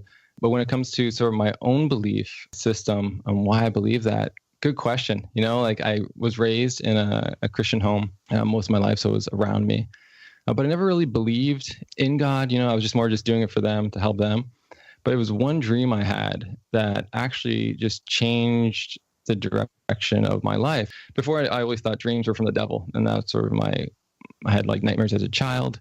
And that's what my mom and dad would say to me. And so I never really thought dreams were anything. And if they were, they're actually negative in nature, from the devil. So what happened was I was dating this woman, and I was madly in love in high school. You know how that goes, right? Then, of course, at the end of it, she cheated on me, and it broke my heart. It really just tore it. And I haven't felt that kind of suffering before. Like I didn't eat or sleep for like 3 days. And I was just like, I was so out of it. And I couldn't understand why I was in so much pain. And so it was the first time I said, God, if you're even there, please help me understand why I feel like this. And so I said, I'm just like out there. I'm like just down and out, just saying, okay, this is my call. I haven't called you yet. This is my call. And so what happened was I had a dream, and I'll share the dream. I saw this stream. I started running by this stream. I was frantically looking for something. And I was walking up and down, running up and down these hills, going under bridges. And it felt like it was just hours just doing this thing. And it finally opened up and led to this ocean. And then in the distance, there was a pier. And so I saw a person on the pier. And so I went and ran over to the person on the pier and frantically looking like, where is it? Where is it? And I looked, and he looked at me, and he said, and pointed out to the left and said, it could be over there. And he pointed to the right. It could be over there. And then he said, point to the center. He said, it could be over there. But then he looked at me with these like very like stoic kind of eyes and just very calm, peaceful. And he said, do you know where it truly is? And he pointed to his mind. And then I woke up like a flash of lightning. It just like went through me. And not only it was the first time, like this dream was very different than any other dream I ever had. So it was so like, I caught my attention. But the other thing, I knew what it meant. For me, it meant that my perspective on the events. So I was blaming the girl for cheating on me, blaming the guy for, doing what he did. But I wasn't actually focusing on myself. So I woke up and I knew instantly that the perspective was wrong. And why I was feeling so much pain was because I didn't love myself. And I always used her as a way to feel loved. And so because she cheated and because even she just left, it was just bringing all that up to the surface. Then my goal was, how can I learn to love myself more? And that was the first thing, because I prayed and this thing happened. And as I moved forward, I started figuring out different ways on, how to love myself. I looked at different saints and even Jesus and their approach to teaching people to love themselves. And so that's how I got into sort of, there's something here for me. And that's what I'm saying. Like, and it led me to love myself more. And I think that's why it's for me, it led there. And when I believe that there's something more, and then my dream with my father was the big thing that helped me believe that there was an afterlife, because that dream of my father was the same kind of dream I had with that guy on the pier, same kind of feeling. And I hadn't had a dream like in that time frame that was different. Like, I think that's why is the starting point. And then it's just like, how do other events in my life that just sort of reinforce that belief in me. And that's sort of the process on sort of how I sort of began believing.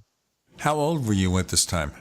So when the girl, it was after high school, was when I don't know how old I was, 19? There was OAC back then. So dating myself. so yeah, it was probably like 18, 19 when I had that first dream. And then the dream with my father, I think it was around 23, 25. Up until then, did you have a strong religious commitment? No, like my family home wasn't one that was the greatest. And so here these people, especially my father, was very angry, very judgmental, very hateful, and abusive in different ways. And he was preaching religion to me. And how can I believe in something that this person is saying I need to believe in when he's trying to use force? And so I never really, if anything, I disbelieved because he believed it. But these experiences really changed that. Well, thanks for sharing that. That's really quite interesting. And, how it reflects on me. I mean, you've got your confirmation of your beliefs coming from it in one way.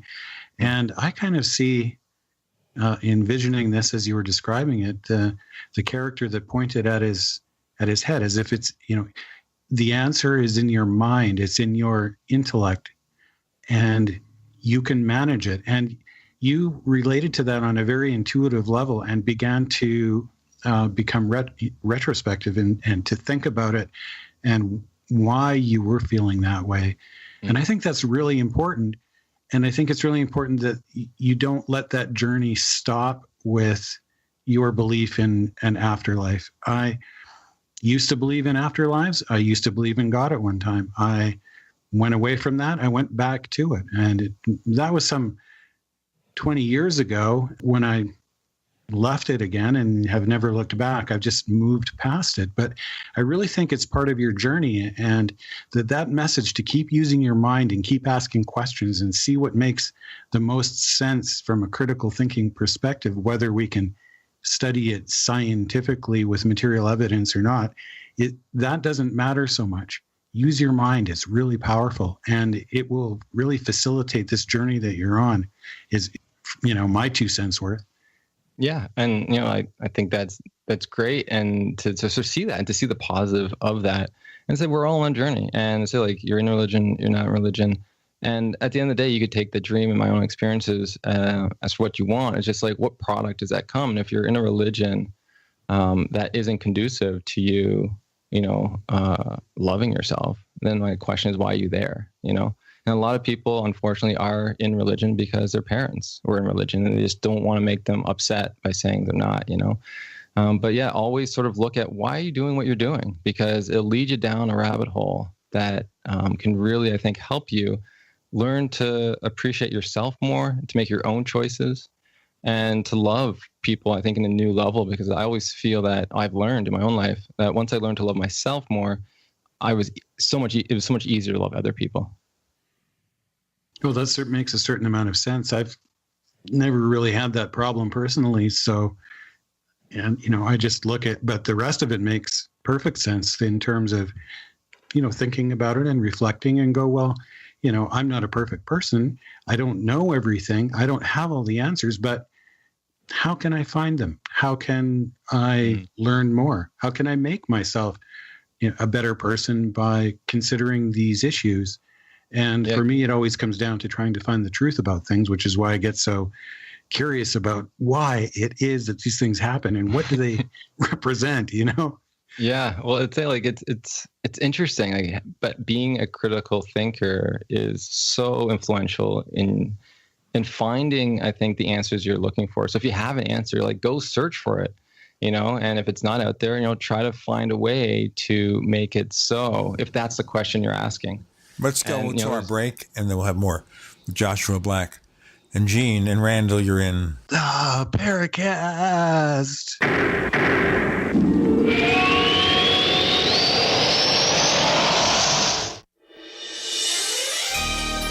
Thank you for listening to GCN. Be sure to visit GCNlive.com today. We also have swag.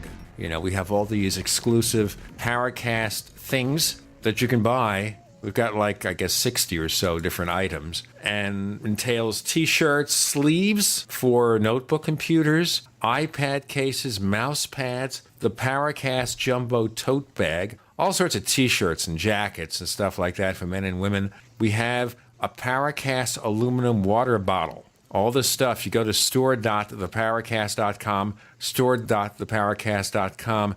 What makes it special is that the items are the best quality, great t-shirts, fabrics, and they have our official logo on them. That's what makes them special, in multiple sizes and colors. We even have stuff for children, stuff for women, stuff for men. We have all sorts of sizes, like small up to X large. A lot of good stuff. That's the swag from the Paracast. You go to store.theparacast.com, stop by, and take a shopping tour. North Korea openly threatens the U.S. and launches a new missile every other week. Their warhead of choice? Electromagnetic pulse. Such an event would cripple the U.S. power grid for years and leave millions in the dark. Are you ready? You can be with a Solarc EMP-hardened solar generator. Solarc works day in and day out to keep your essentials protected. You can have peace of mind knowing your power will be there when you most need it. Visit PortableSolarLLC.com to see EMP testing. That's PortableSolarLLC.com. Energy insurance for your family. You've heard the phrase, you are what you eat? Not true. Actually, you are what you can absorb. So if the vitamins and supplements you now take are not being absorbed, what good are they? Introducing Protovite, proprietary liquid system that allows premium quality nutrients to positively affect the blood in an astonishing 5 minutes. Watch our amazing 2-minute live blood cell video at TrueHealthFacts.com. That's TrueHealthFacts.com. Then call 502-410-3411. Protovite is nutrition you can feel. Protovite is nutrition that gets in.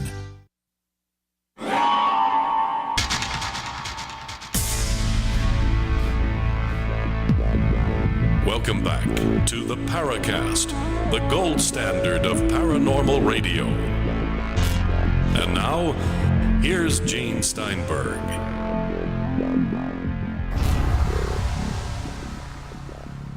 The sepulchral sounds of Randall Murphy.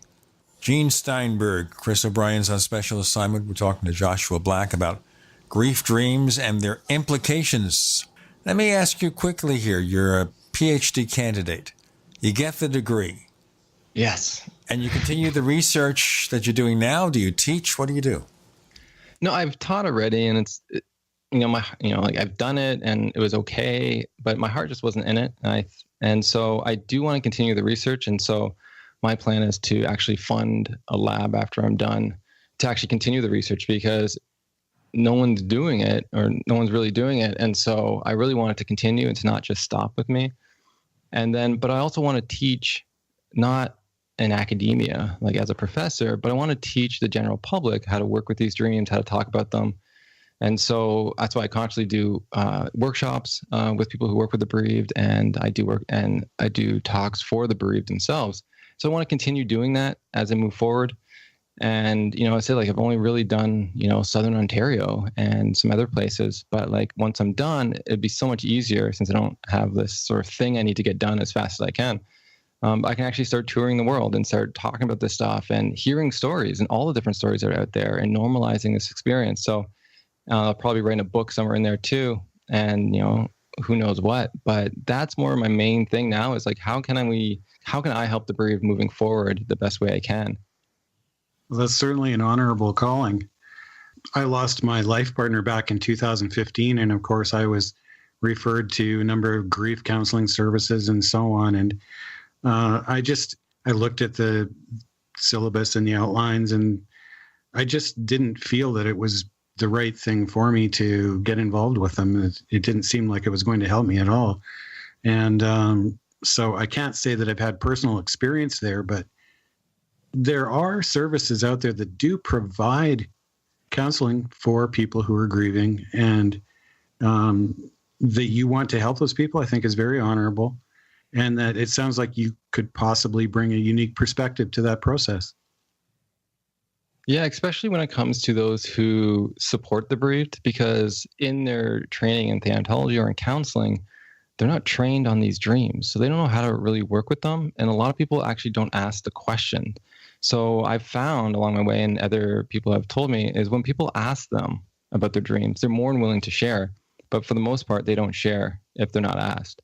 And so would you like to see some sort of dream therapy, for lack of a better term, put into some of these grief counseling programs? I mean, the couple that I looked at, they were, I live here in Calgary, and you were supposed to attend several sessions and promise that you'll show up, and they have presentations and paperwork and so on for people to basically do homework on. So, I mean, these are being paid for by the city, and is it your hope that you can become more involved in those kinds of programs?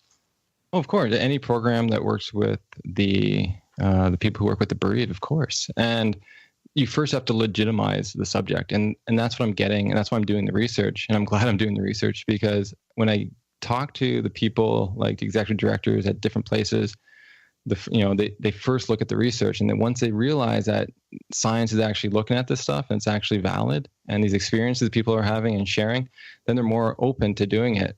But before the research was out there, I was in my MA, I got a lot of negative comments on the dreams, or even doing the subject or wanting me to do talks. So things have changed just because research is getting out there now.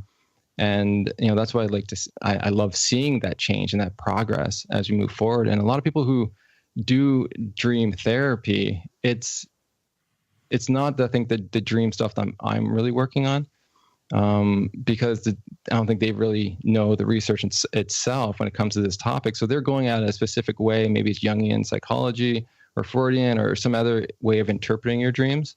And I'm really just peeling it right back to sort of, did dreams represent our waking life? And how can we talk about these dreams in a safe environment where you're not devaluing the person's experience, but actually helping them through their grief journey? And that takes a little bit more training. So I'll probably have a training program. That's what my workshops are about, is really focusing on that aspect of it. And who knows, but at the end of the day, I'm just happy I can, I almost memorialize my dad by doing this. And it actually gives me a lot of comfort by doing this work and being around the bereaved and those who are suffering. And, looking back, I wouldn't have chose this path, but I'm glad I'm on the path. Are you on this path because of your father? I am. Yeah. Like as I said, he was the first one that passed away, and it was because of the dreams I had with him that actually made me think that this topic I should even look at. Because if that person, let's say I don't, and to volunteer with the bereaved, you need to have lost someone. So I wouldn't have been able to even volunteer with the bereaved to hear some of their questions and concerns on the topic. So yeah, that moment in time really changed the direction of my life. Do you have brothers and sisters? I do. I have one brother and two sisters. In that experience, in your experience with them, do they talk about it? Have they had any dreams? Have you had some dreams that might be similar? Do you get to share your experiences with them? And or can you share any of your experiences with them safely here? Yeah, it's funny because, you know, siblings, they don't always have the same perspective you do. And I think because of the environment we're raised in, they have their own beliefs that really like shed them, I guess, like close them up, especially on this topic. And so I've asked, and none of them actually have. And it's interesting to sort of hear about, you know, their reasons, if they even want one, if they don't. And I said my dad wasn't the most pleasant person, so it's not like they're, I think, longing for these dreams. And the reason I should share too, the reason why I think my dream was positive and why I grieve so much is because after my mom separated from my father when I first started university. And so before then, I was angry at my dad, and, you know, I didn't care for him just because of the way he was approaching raising us and stuff. And so anyways, there was that path. And what happened was after they separated, I wanted to understand more of his behavior and why he treated us the way he did. And from there on out, he started opening up to me a lot about his past. And it made sense to me on, you know, why he was the way he was because of the way he was brought up. And this was while he was alive. You were this was when he was alive. So I started developing a bond with him, and then we started going out for dinners and talking, going to the movies, and, you know, taking to hockey games and stuff. And so I started developing a friendship with him that I never had as a child. So I started actually bonding with my father at a time, and then he passed away about 2 years later, and so that's why it hurt. But if we didn't reconnect, I probably wouldn't have had a dream because I wouldn't have wanted one. Right. That's very positive. I know my parents, they split up as well, and I'd heard more negative things about him than positive things. And as I grew up and got into my 20s and moved back here to Calgary where he lived, I started visiting him on a regular basis and really learning the real person he was. And I feel so fortunate for that. And so I think my own dream about him that made me feel so much better because it was like going to visit him, is reflective of that. So I'm really glad that you did that. I'm glad you also did that. And I think it takes a lot of courage to stretch your mind on who people are, because we get set sometimes in our ways, and to open your mind to sort of who are they really. And it's good if, like my father, which was nice, that he really dropped the role of being a father. And he just started talking as if it was like a real person, you know? And I think that's actually was really beneficial for me too. I don't know if your father did the same thing, where he saw you as like an adult and he had like adult conversations with you. He wasn't trying to like shed you from the world and stuff. So I think it took you great courage to also go there and take those steps, because a lot of times we can harden our heart to people, and we have this belief that maybe people can't change. And so what happens is we distance ourselves and we leave them, and then they die, and we just never know who they truly were. Don't forget to check out the Paracast Plus for the best way to listen to the show. You also get the exclusive After the Paracast podcast. For more information, check plus.theparacast.com, plus.theparacast.com. We got more to come with Joshua Black. Eugene and Randall, you're in the Paracast.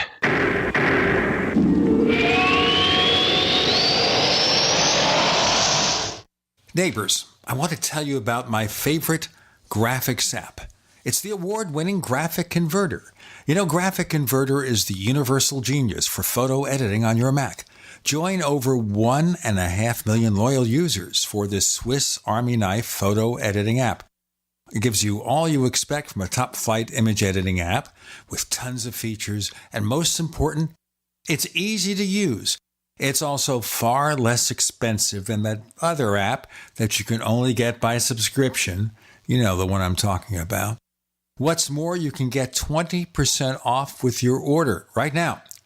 So write this down to learn about Graphic Converter.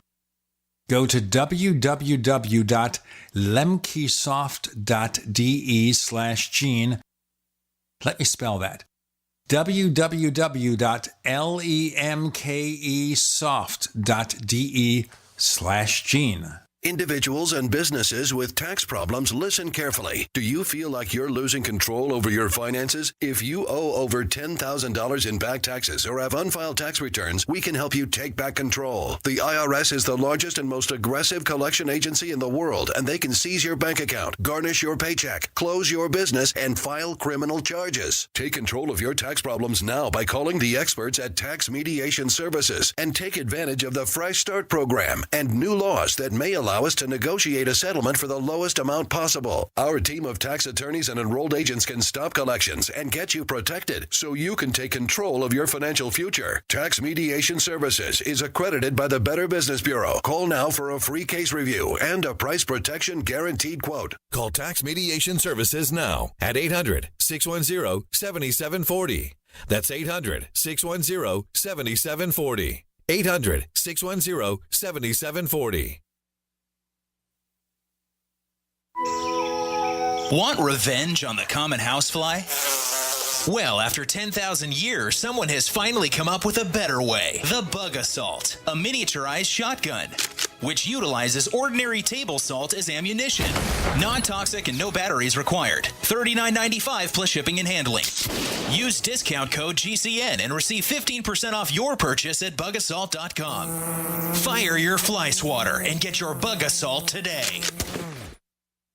Hello? Congratulations. For what? For losing all that weight. How'd you do it so fast? ASAP. ASAP what? What's that mean? Are you ready to get as skinny as possible, as soon as possible, as simple as possible, and as sexy as possible? I'm listening. Then get with the ASAP program. It's real and it works. No smooth talk, no slick advertising, and no exaggerated claims of success. I've got to know more. Welcome to ASAP, as slim as possible. Whether you have 10, 20, or 50 pounds to lose, ASAP is your weight loss answer. ASAP targets the abnormal fat reserves and makes them available to be burned as fuel and contains no caffeine or hormones. Order ASAP at wholesale prices or join the team to share the business with others. Visit GCNteam.com or call 877-878-4203. GCNteam.com or call 877-878-4203. Lose weight and look great with ASAP, as slim as possible.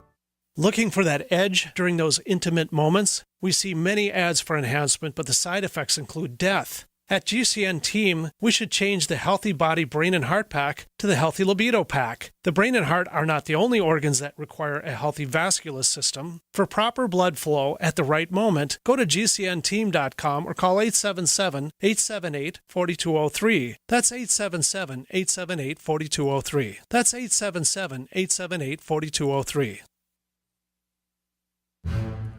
We'd like to hear from you. If you have a comment or question about the Paracast, send it to news@theparacast.com. That's news@theparacast.com. And don't forget to visit our famous Paracast community forums at forum.theparacast.com. So Joshua Black, I guess we can relate that to my experience with my father. He and I, for different reasons, which are complicated, weren't very friendly for a while. And then we kind of hooked up again. And when my wife and I had a son, we would visit him and his second wife, my stepmother. And we had pleasant times. He'd buy us dinner all the time. And then one evening, the day before my birthday, he calls me on the phone. And usually our phone conversations were 30-second affairs. And this time he went on for 5 or 10 minutes, as if he really needed to say things to me. The next day, probably 24 hours on my birthday, he died. And it was not something like he suffered from some kind of illness or something. He was just shy of his 79th birthday. He was playing cards with his friends, and he had a heart attack, and that was it. Of course, I guess if you're going to die, do it fast, and he did it fast. It's just a strange coincidence that the day before he's calling me, as if maybe he knew, and then he dies on my birthday. Wow. How was that for you? Like does it, like, now that you're grown up and you have these birthdays, was it monumental in any way? Did it trigger, like, when you have birthdays coming up now, does it trigger stuff? I was an adult. Yeah. He was just shy of his 79th birthday, so, we already had a son. And therefore, it wasn't something where I'm experiencing this as a child. I'm experiencing this as an adult and seeing him in his final years. It's just, it all sort of came together there, that it happened that way. Of all the days that one can choose to die unexpectedly, that was a day. Weird. Wow. Yeah, like that's another topic, right? Like when people die, and like you hear stories, and it's someone just passed away. Louise Hay. I don't know if you know her or not. She was big in the spiritual work. Anyway, she had a good friend, Dr. Wayne Dyer, and they both passed away. So Wayne Dyer passed, I think, 2 years ago, and then she passed away just this year, but on the same day. And like they were good friends. And so you're just like, it's just very interesting when people die. If people can control that, that's something I soon, one day will find out as I get up there or as it happens to me. So are you the oldest amongst your siblings, or where do you fit? I'm in, I guess, the middle. So so I'll be the third child. Okay.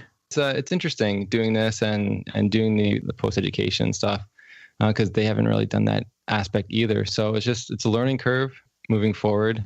But, I get a lot of support, maybe not too much from them. My mom's very supportive, which is really nice in this area. But just to see the support from other people really gives me the motivation to continue and do this because it's a tough journey, like going through, all the hoops and all the struggles and, financial sort of stress and stuff to really do what you need to do and what you feel desire to do. So I'm just glad for, even you guys to have me on to sort of talk about this subject and share some of this information, because without, you guys, my research and the topic would just like sit in a drawer somewhere. What does your family think of what you do? So my mom is very supportive. She hasn't had any dreams of my dad, but she has had a dream of someone else that passed away, and she thought it was comforting. But other than that, we're just, people, like you don't get to choose your family.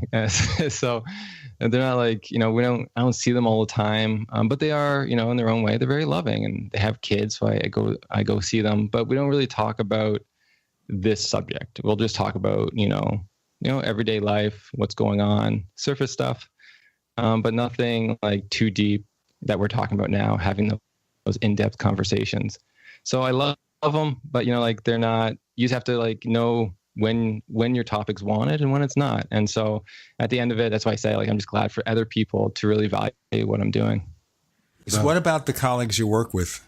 It's funny because they've some of them had their own dreams, so they like what I'm doing. And my supervisor loves what I'm doing, and she really brought me on, which is, I think, so amazing, because without her and without Brock University, I wouldn't be able to do this. And so it's not even just me. It's like I needed people to say, yeah, let's actually test it scientifically and give me a chance. And they have. And I think that's amazing. So people in the department, they seem to actually enjoy it. And I think at first it was, they didn't really know. But the more I talk about it, the more I do this media stuff, they really see the benefit of it, especially the media stuff. And most people in the PhD program don't ever go on radio or try to promote their research in different ways. But I really try to, because I'm trying to normalize this experience and get the information out. And that's why I started at the website, griefdreams.ca, just as a way to bring people together, to ask questions, to find the research that's on there, and to be able to contact me and if they have any questions. And so I said, that really pushes them. I think it's not really more about the topic, but I think that social media is really stretching the academic community at Brock to do more with their research. Yeah, that's a pretty good looking website. It's well put together. It's you're on it? Oh yeah. I did it myself. Really? I haven't. I'm just playing around, but yeah, that's the first draft, I guess. Yeah, very good. Is this done in WordPress or what? It's done in Squarespace. Oh, so you use a template? It's a CMS thing, I'm assuming, but it looks good. Oh, thank you. I'm going to get this question in yet.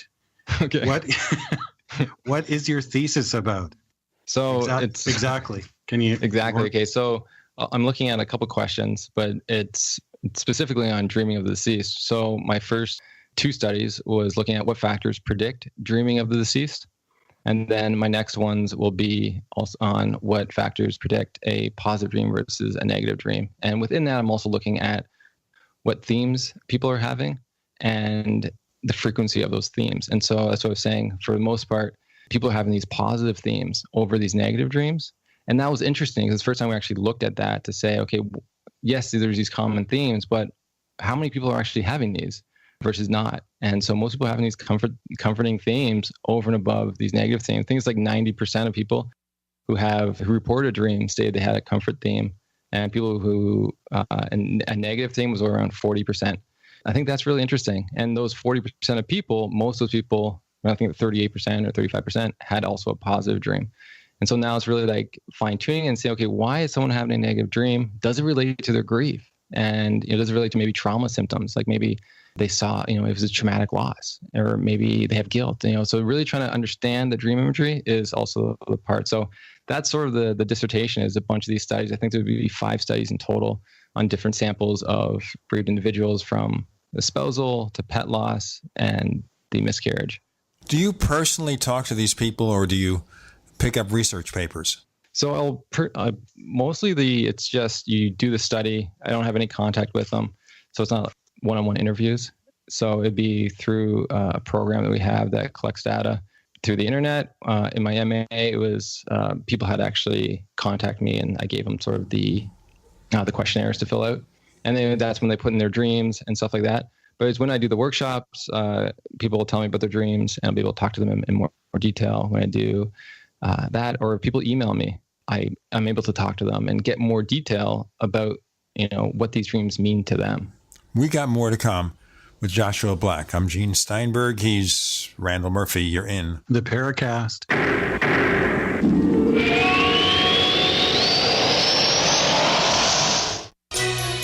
Thank you for listening to GCN. Visit GCNlive.com today. Want revenge on the common housefly? Well, after 10,000 years, someone has finally come up with a better way. The Bug Assault, a miniaturized shotgun, which utilizes ordinary table salt as ammunition. Non-toxic and no batteries required. $39.95 plus shipping and handling.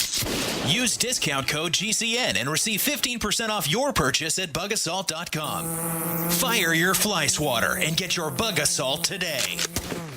The answer to being in control of your own healthcare is freedom from insurance. Become part of a group of self-pay patients that come together to share in each other's medical expenses. Individual share amounts begin at $107 a month and $347 for families. Choose from 3 health-sharing programs. Holistic treatments may be eligible for sharing. See guidelines. Discount programs available for dental, vision, and pharmacy. Go to libertyoncall.org. That's libertyoncall.org. Attention type 2 diabetics. If you or a loved one has taken Invokana, Invokamet, or Invokamet XR or other inhibitors for type 2 diabetes and suffered amputation of the toes, feet, or legs, you may be entitled to substantial financial compensation. The FDA has warned that Invokana, Invokamet, or Invokamet XR and other inhibitors for type 2 diabetes cause an increased role in amputations of the toes, feet, and legs. If you or a loved one has taken Invokana, Invokamet, or Invokamet XR or other inhibitors for type 2 diabetes and suffered amputation of the toes, feet, or legs, you may be entitled to substantial financial compensation. Act now. Time is limited to file a claim. For a free consultation and free information, call Injury Help Desk at 800-475-7607. That's 800-475-7607. Again, 800-475-7607. Call now. This is an advertisement. Paid non-attorney spokesperson. www.injuryhelpdesk.com is responsible for this advertisement. Principal office, Las Vegas, Nevada. What do you call charging thousands of dollars for hearing aids? I call it outrageous, because hearing should not be a privilege for the rich. It's a basic right everyone deserves. Hi, I'm Dr. Chira Curry, board-certified ear, nose, and throat physician. If you or a loved one suffer from hearing loss but can't afford thousands for a hearing aid, I created MD Hearing Aid for you. A high-quality medical-grade hearing aid for a fraction of that price. Try MD Hearing Aid at home, risk-free for 45 days. Call 1-800-422-1271. No costly doctor's visit. No expensive and time-consuming fittings or appointments. No ugly, old-fashioned hearing aid that costs thousands. MD Hearing Aid is an FDA-registered, audiologist-tested hearing aid that's discreet and lets you hear what you've been missing at a savings of more than 80% off the average price of a traditional hearing aid.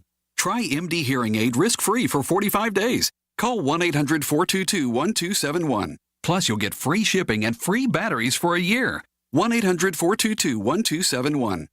Heart disease is on the rise. Clogged arteries, high blood pressure, and high cholesterol levels may not be fully detected by you, but the symptoms are there. Loss of energy, blood sugar spikes and drops, poor circulation, and irregular heartbeat are just a few of these that can alert you that something is wrong. Hear how Heart and Body Extract is making a difference in thousands of people's lives across America. My blood pressure has normalized. My diabetes has totally improved. Everyone is telling me now how much healthier I look, and I'm telling everyone how much healthier I feel. I recommend Heart and Body Extract to everyone. Anybody over 40 in the North American continent should be using this product as a preventative to keep their cardiovascular system healthy. Order your 2-month supply today by calling 866-295-5305. That's 866-295-5305. Or order online, hbextract.com. Heart and Body Extract, 866-295-5305 or hbextract.com.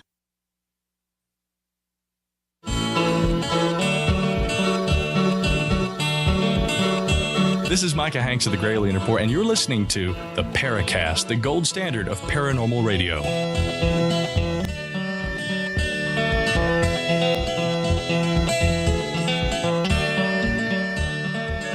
Okay, so just a key question here that occurs from this, that your research is coming from mostly third-party sources. You're not personally validating this information before you put it in your study?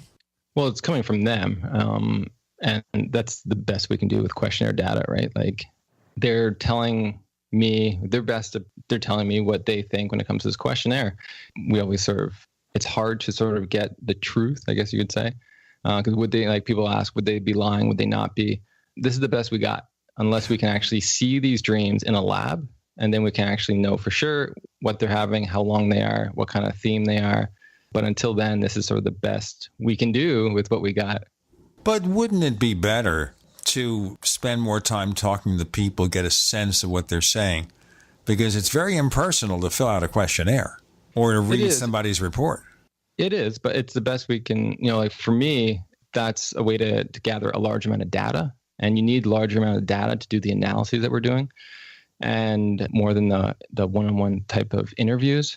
Even though the questionnaire, it says, your dream and all that other sort of stuff, there's also a feedback thing. So people can write about, if they want to write about their loved ones more. And a lot of people actually, after taking the questionnaire, actually thank us, which is unheard of when it comes to doing scientific research. People aren't really thanking you that much, but these people are. So it actually, I think the way we're asking the questions, the way we set up our consent form and also the debriefing form really validate this stuff. And I think it normalizes the experience for them and give them an understanding of why we're doing what we're doing. And it can help them out. And say, if they ever have any questions, they always contact us and we can talk that way after sort of like the data's in. But that's why I like doing these workshops and talking to people one-on-one. Like you get a different sense of the data. And this is the difference between like quantitative and qualitative research, and here we are, right? So you got to have both. And that's why I love by talking to these people, even though I may not be able to publish it, I can still understand what their concerns are, what benefits them, what doesn't. And I can actually put that into some of my studies in some way. And in the context of these studies, just to be clear again here, when you're talking about positive versus negative, you're talking about what is in the mind of the experiencer, something that is positive. In other words, that it makes them feel better or gives them some sense of comfort or relief from the negative or uncomfortable emotional feelings that they experience during grief. Have I got that right? Yeah, it's part of it. It's more of the theme. So remember the dead, dying, and ill theme and the discomfort theme that I shared? Well, I asked those questions in the questionnaire. And so putting those two frequencies together, that's a negative theme.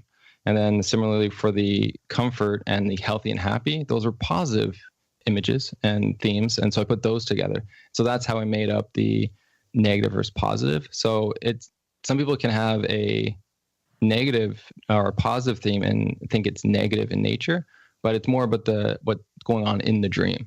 What occurs to me here is, do you take a lot of demographic information about a person's background when you collect these experiences? Okay, so do you find that particular religions or lack of religious belief has any impact, whatever, specific age groups, male, female, where they come from originally?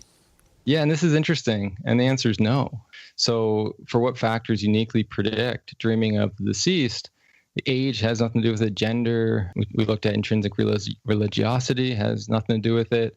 And so it's very interesting how people from all ages, all cultures, all religions are more or less having these experiences in a similar fashion. I think that's really interesting. It'd be cool to get more data on this to validate the research, because it is like one of the first studies that are out. But yeah, it seems like that everyone's having it. I think the types of dreams these people have are probably different based on their loss. And so just for example, if a mother loses a child, their dreams would be a little different than if you lose a spouse. And I just want to get this in there quick, just because I think it's very interesting. So usually when we dream of deceased loved ones, they tend to be the same age when they passed away, like an adult. Sometimes if they die when they're older, they'll have dreams where the deceased is younger but healthier. But when it comes to children, a lot of people say if when they dream of their children, they dream as though they're aged. So if they die at 2, in 2 years, they're dreaming about them. They're dreaming of them as if they were 4. And so I think it's very interesting, so the type of loss has an impact in the themes that occur. But yeah, all the other demographics don't really have any influence right now. Interesting. Oh, I was just going to ask, there does seem to be a correlation between how well a person knows the person that they're dreaming about, or the strength of the relationship that they'd had. But, I've heard a few stories from people who say they've dreamt about somebody who they didn't know who they were. And they woke up and they go down to the kitchen, and all of a sudden, they're seeing their parent, looking very sad at the coffee table, and ask them what happened. And it's somebody that they didn't know that was part of the family, an extended family that had passed away. Oh, so, wow. I mean, how do we reconcile those kinds of things? I mean, the person that had this one dream that I was talking about described the person to a T, had never met them before, and their parent just looked at them and said, that's your granddad so-and-so. Wow, that's wild. I like that. I say those dreams are you just don't know. It could be that, it could be the memory thing. Maybe they talked to one or saw a picture. It could be that it was an actual visitation, or it could be they're picking up some type of telepathy from the parent. So the parent would have known. And so maybe they're picking up that kind of imagery from the parent. I don't know, but it's just very interesting to even talk about. Yeah, well, with telepathy, of course, now we're getting out into that sort of woo-woo space. But, I think that we have to accept, no matter what we look at, that some sort of information is taking place. These people are acquiring information in their mind that corresponds accurately to some situation that they're not normally familiar with. Mm. So the question is, what becomes the method of information transfer? And of course, something like telepathy actually doesn't seem all that unreasonable when we consider that our minds are transmitters and receivers of various frequencies of measurable EM radiation. I don't know how to explain it scientifically, but I don't think that's beyond the realm of some sort of rational questioning. No, telepathy, you should be able to, I think, investigate that a little bit better. But when it comes to dreams, it's hard to catch them, right? If you could have the experience of that and catch it in a lab setting, well, then it'd be easy. But the problem is they don't happen when we want them to, right? And so it's because they're, you could say, random, that it'd be very difficult to study the topic itself.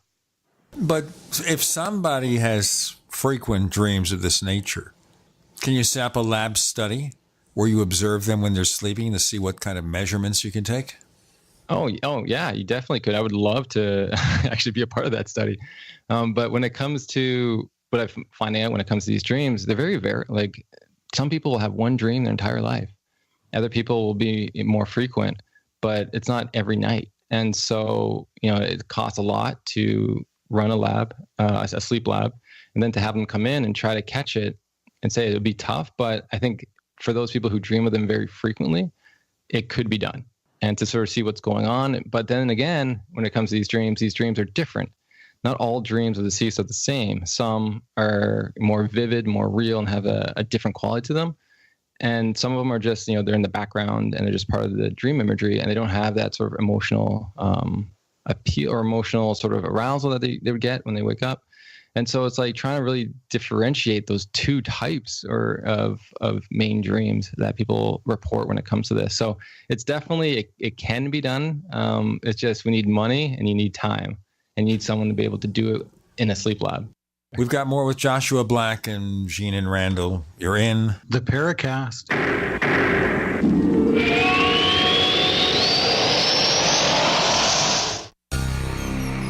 Thank you for listening to GCN. Visit GCNlive.com today. As you know, neighbors, web hosting can be pretty cheap, but not all hosting is the same. DreamHost wins Best of Awards year after year. You get unlimited disk space, unlimited bandwidth, and even the low-cost plans put your sites on high-performance SSDs. Want to know more about what DreamHost has to offer? Go to technightowl.com/host. Once again, that's technightowl.com/host. First came Attack of the Rockoids, and it was a critically acclaimed success. And now there is The Coming of the Protectors. A former military intelligence man is contacted by a space woman in a dream that turns out to be a nightmare because evil forces on our distant planet are planning to conquer the Earth. This is gripping science fiction of the classic kind. Attack of the Rockoids and The Coming of the Protectors. Find out more at rockoids.com. That's Rockoids, ROCKOIDS.com. Want revenge on the common housefly? Well, after 10,000 years, someone has finally come up with a better way. The Bug Assault, a miniaturized shotgun, which utilizes ordinary table salt as ammunition. Non-toxic and no batteries required. $39.95 plus shipping and handling. Use discount code GCN and receive 15% off your purchase at bugassault.com. Fire your fly swatter and get your Bug Assault today. It's a no-brainer. A Big Berkey water filter is the one you need, period. You need a water filter that removes chlorine, fluoride, pharmaceuticals, BPA, and other endocrine disruptors, pesticides, bacteria, viruses, and much more, right? And does it all at only 2 cents per gallon. Get the original and most trusted name in gravity water filtration, Big Berkey. And now GCN listeners receive 5% off ceramic filter systems using code GCN. Call or click 1-877-99-BERKEY or BigBerkeyWaterFilters.com. That's 1-877-99-BERKEY. Actual testimonials from real Numanna customers. I've tried all kinds of food storage, and Numanna is by far the best. I'm a single mom with 2 teenage boys and a full-time job. I don't always have time to cook a 4-course meal. That's where Numanna has been such a blessing. I can spend less time in the kitchen and more time on what matters most, like helping with homework. Find out for yourself. Order online at thepowermall.com. That's thepowermall.com. Numanna is food stores I love to eat. Yum! Thepowermall.com. Investing is a long-term process. How many times can you think of in the last decade that the stock market has destroyed retirement funds for people just like you and me? For your existing IRA, you need the security that gold has provided for centuries. Remember, gold has never been worth zero. Capital Gold would like to introduce you to the Home Storage Gold IRA.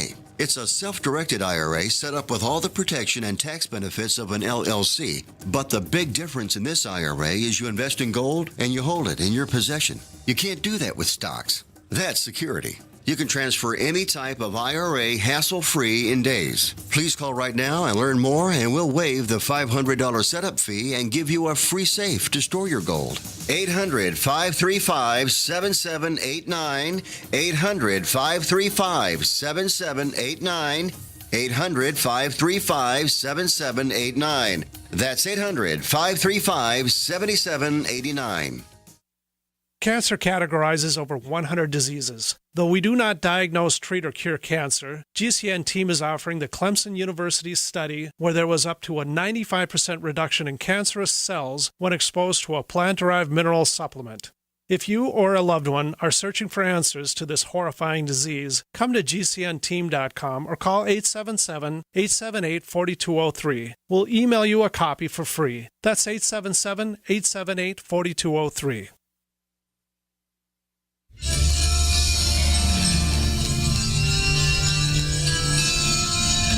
Hi, this is Bryce Abel. I'm the producer of Dark Skies, the co-author of AD After Disclosure, and you are listening to the Paracast, the gold standard of paranormal radio.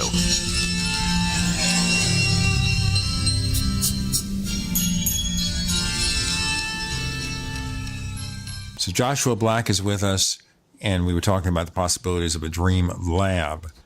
There's sleep labs around. Most dream research uses questionnaires just because it's easier and it's more cost efficient.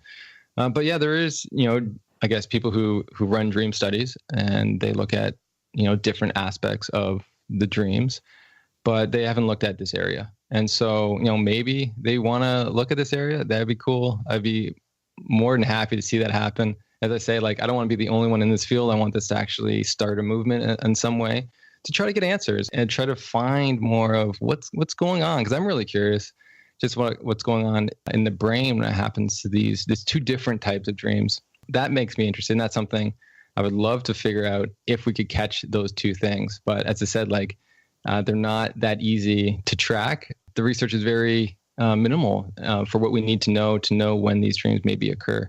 Has anyone thought to consider whether the people who have these dreams more frequently have other experiences, paranormal experiences, seeing strange things in the sky, ghosts, things like that?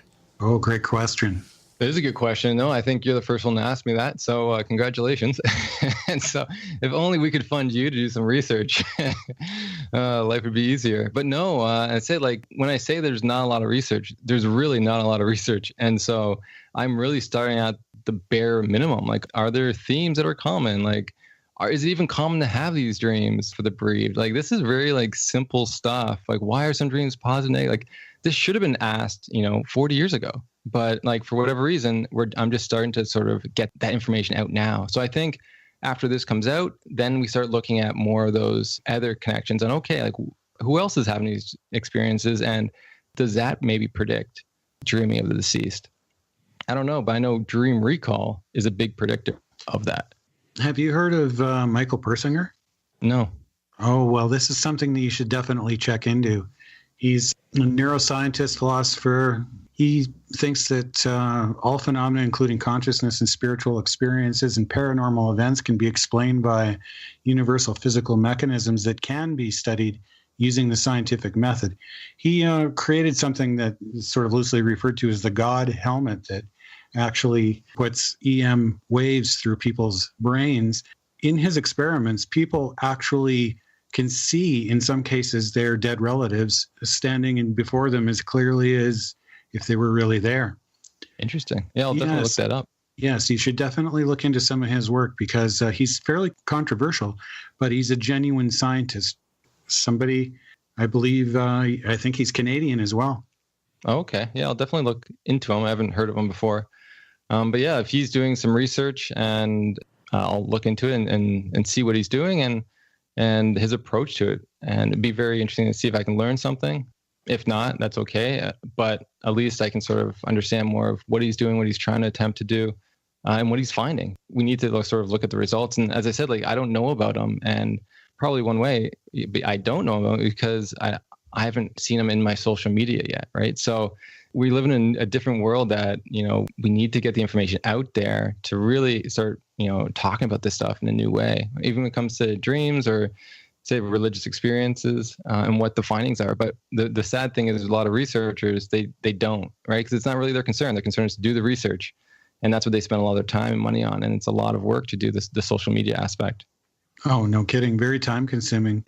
Do you think that you could, your studies could benefit from something like a number of MRI readouts and so on? Have you considered looking at that approach to compare the actual brain conditions of people who are experiencing grief? No, not yet. As I said, it's very expensive to do studies when it comes to MRIs or sleep labs.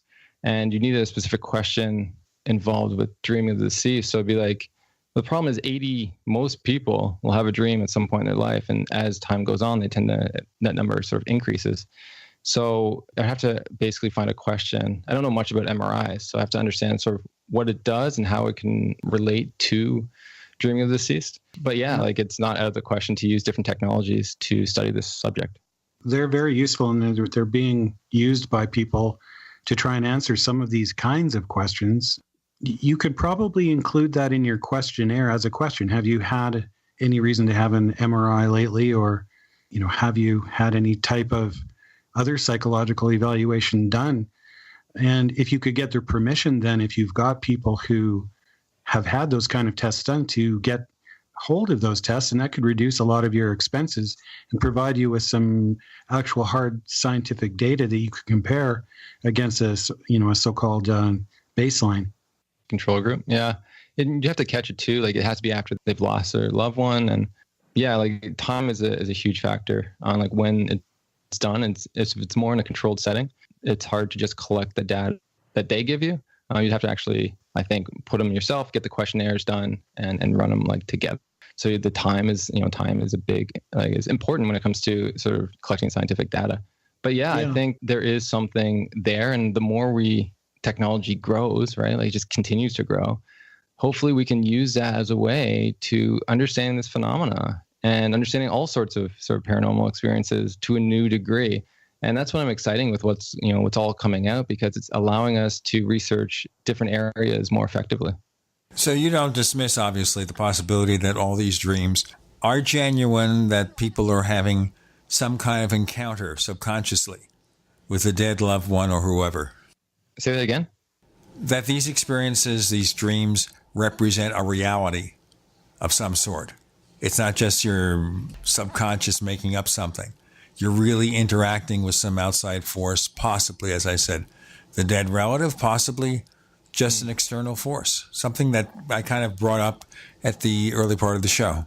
Yeah, I'm not against that approach. And I said we can't test it. And people always come up to me and ask, is this a visitation dream? I'm like, I can't tell you that. I go, what does it feel like to you?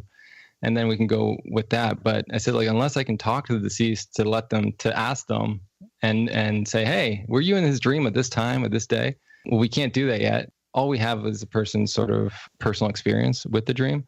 So I can't deny the experience, but we just can't test it scientifically. So I'm not against it, though. What you can obviously test is whether someone has a dream and somebody dies the next day. Of course, you can't do it when they tell you 10 years later. Right, yeah. But once it happens. Mm-hmm. But you'd have to be like, so you have to catch that. I guess once the information gets out there and more people have these experiences, they can give it to you right away. Like if I had like a study and going on collecting people's premonition dreams that you're talking about of, when the deceased dies soon after, is to get those right away and people send those to me. That's probably the easiest way to do that. But then you just need funding and you need all that sort of set up ahead of time. But yeah, it's not out of the question. You just need the time and you need people to know that you're doing the work. Can you tell our listeners, if they have more interest in what you're studying, where can they check out your site and how do they get in touch with you? Okay. So yeah, you can go to griefdreams.ca and on there you can find links to all sorts of stuff. I have, my contact is on there, different research articles, different things that we talked about today on the show, different themes and content is also on there. You have my Instagram page @GriefDreams, same thing with my Twitter @GriefDreams. You have the Grief Dreams Facebook group, and there's hundreds of dreams people have shared. And so feel free to go on there, read about them, even post your own. We always love having that. And then I also have the Grief Dreams podcast. So if you like hearing more about this subject, come listen to me try to interview people on the other end of this. And they have their own dreams. Some people have positive ones, other people have negative ones. But everything can be found at griefdreams.ca. You can find us on Twitter. Look for the Paracast on Twitter. We also want you to check out our second radio show after the Paracast. Well, we'll talk about this. Maybe have a surprise guest or two. After the Paracast is only available if you subscribe to the Paracast Plus. You have to go to plus.theparacast.com, plus.theparacast.com. Remember also that you get the commercial-free version of this show with better quality audio, some videos and other stuff, more content coming. Plus.theparacast.com. theparacast.com. We want you to sign up. Joshua Black, thank you so much for joining us on the Paracast. Thank you, Gene, so much for having me on. I appreciate you taking the time, which is the longest interview I've done. And I appreciate all the work that you're doing and talking about this stuff and allowing me to come on.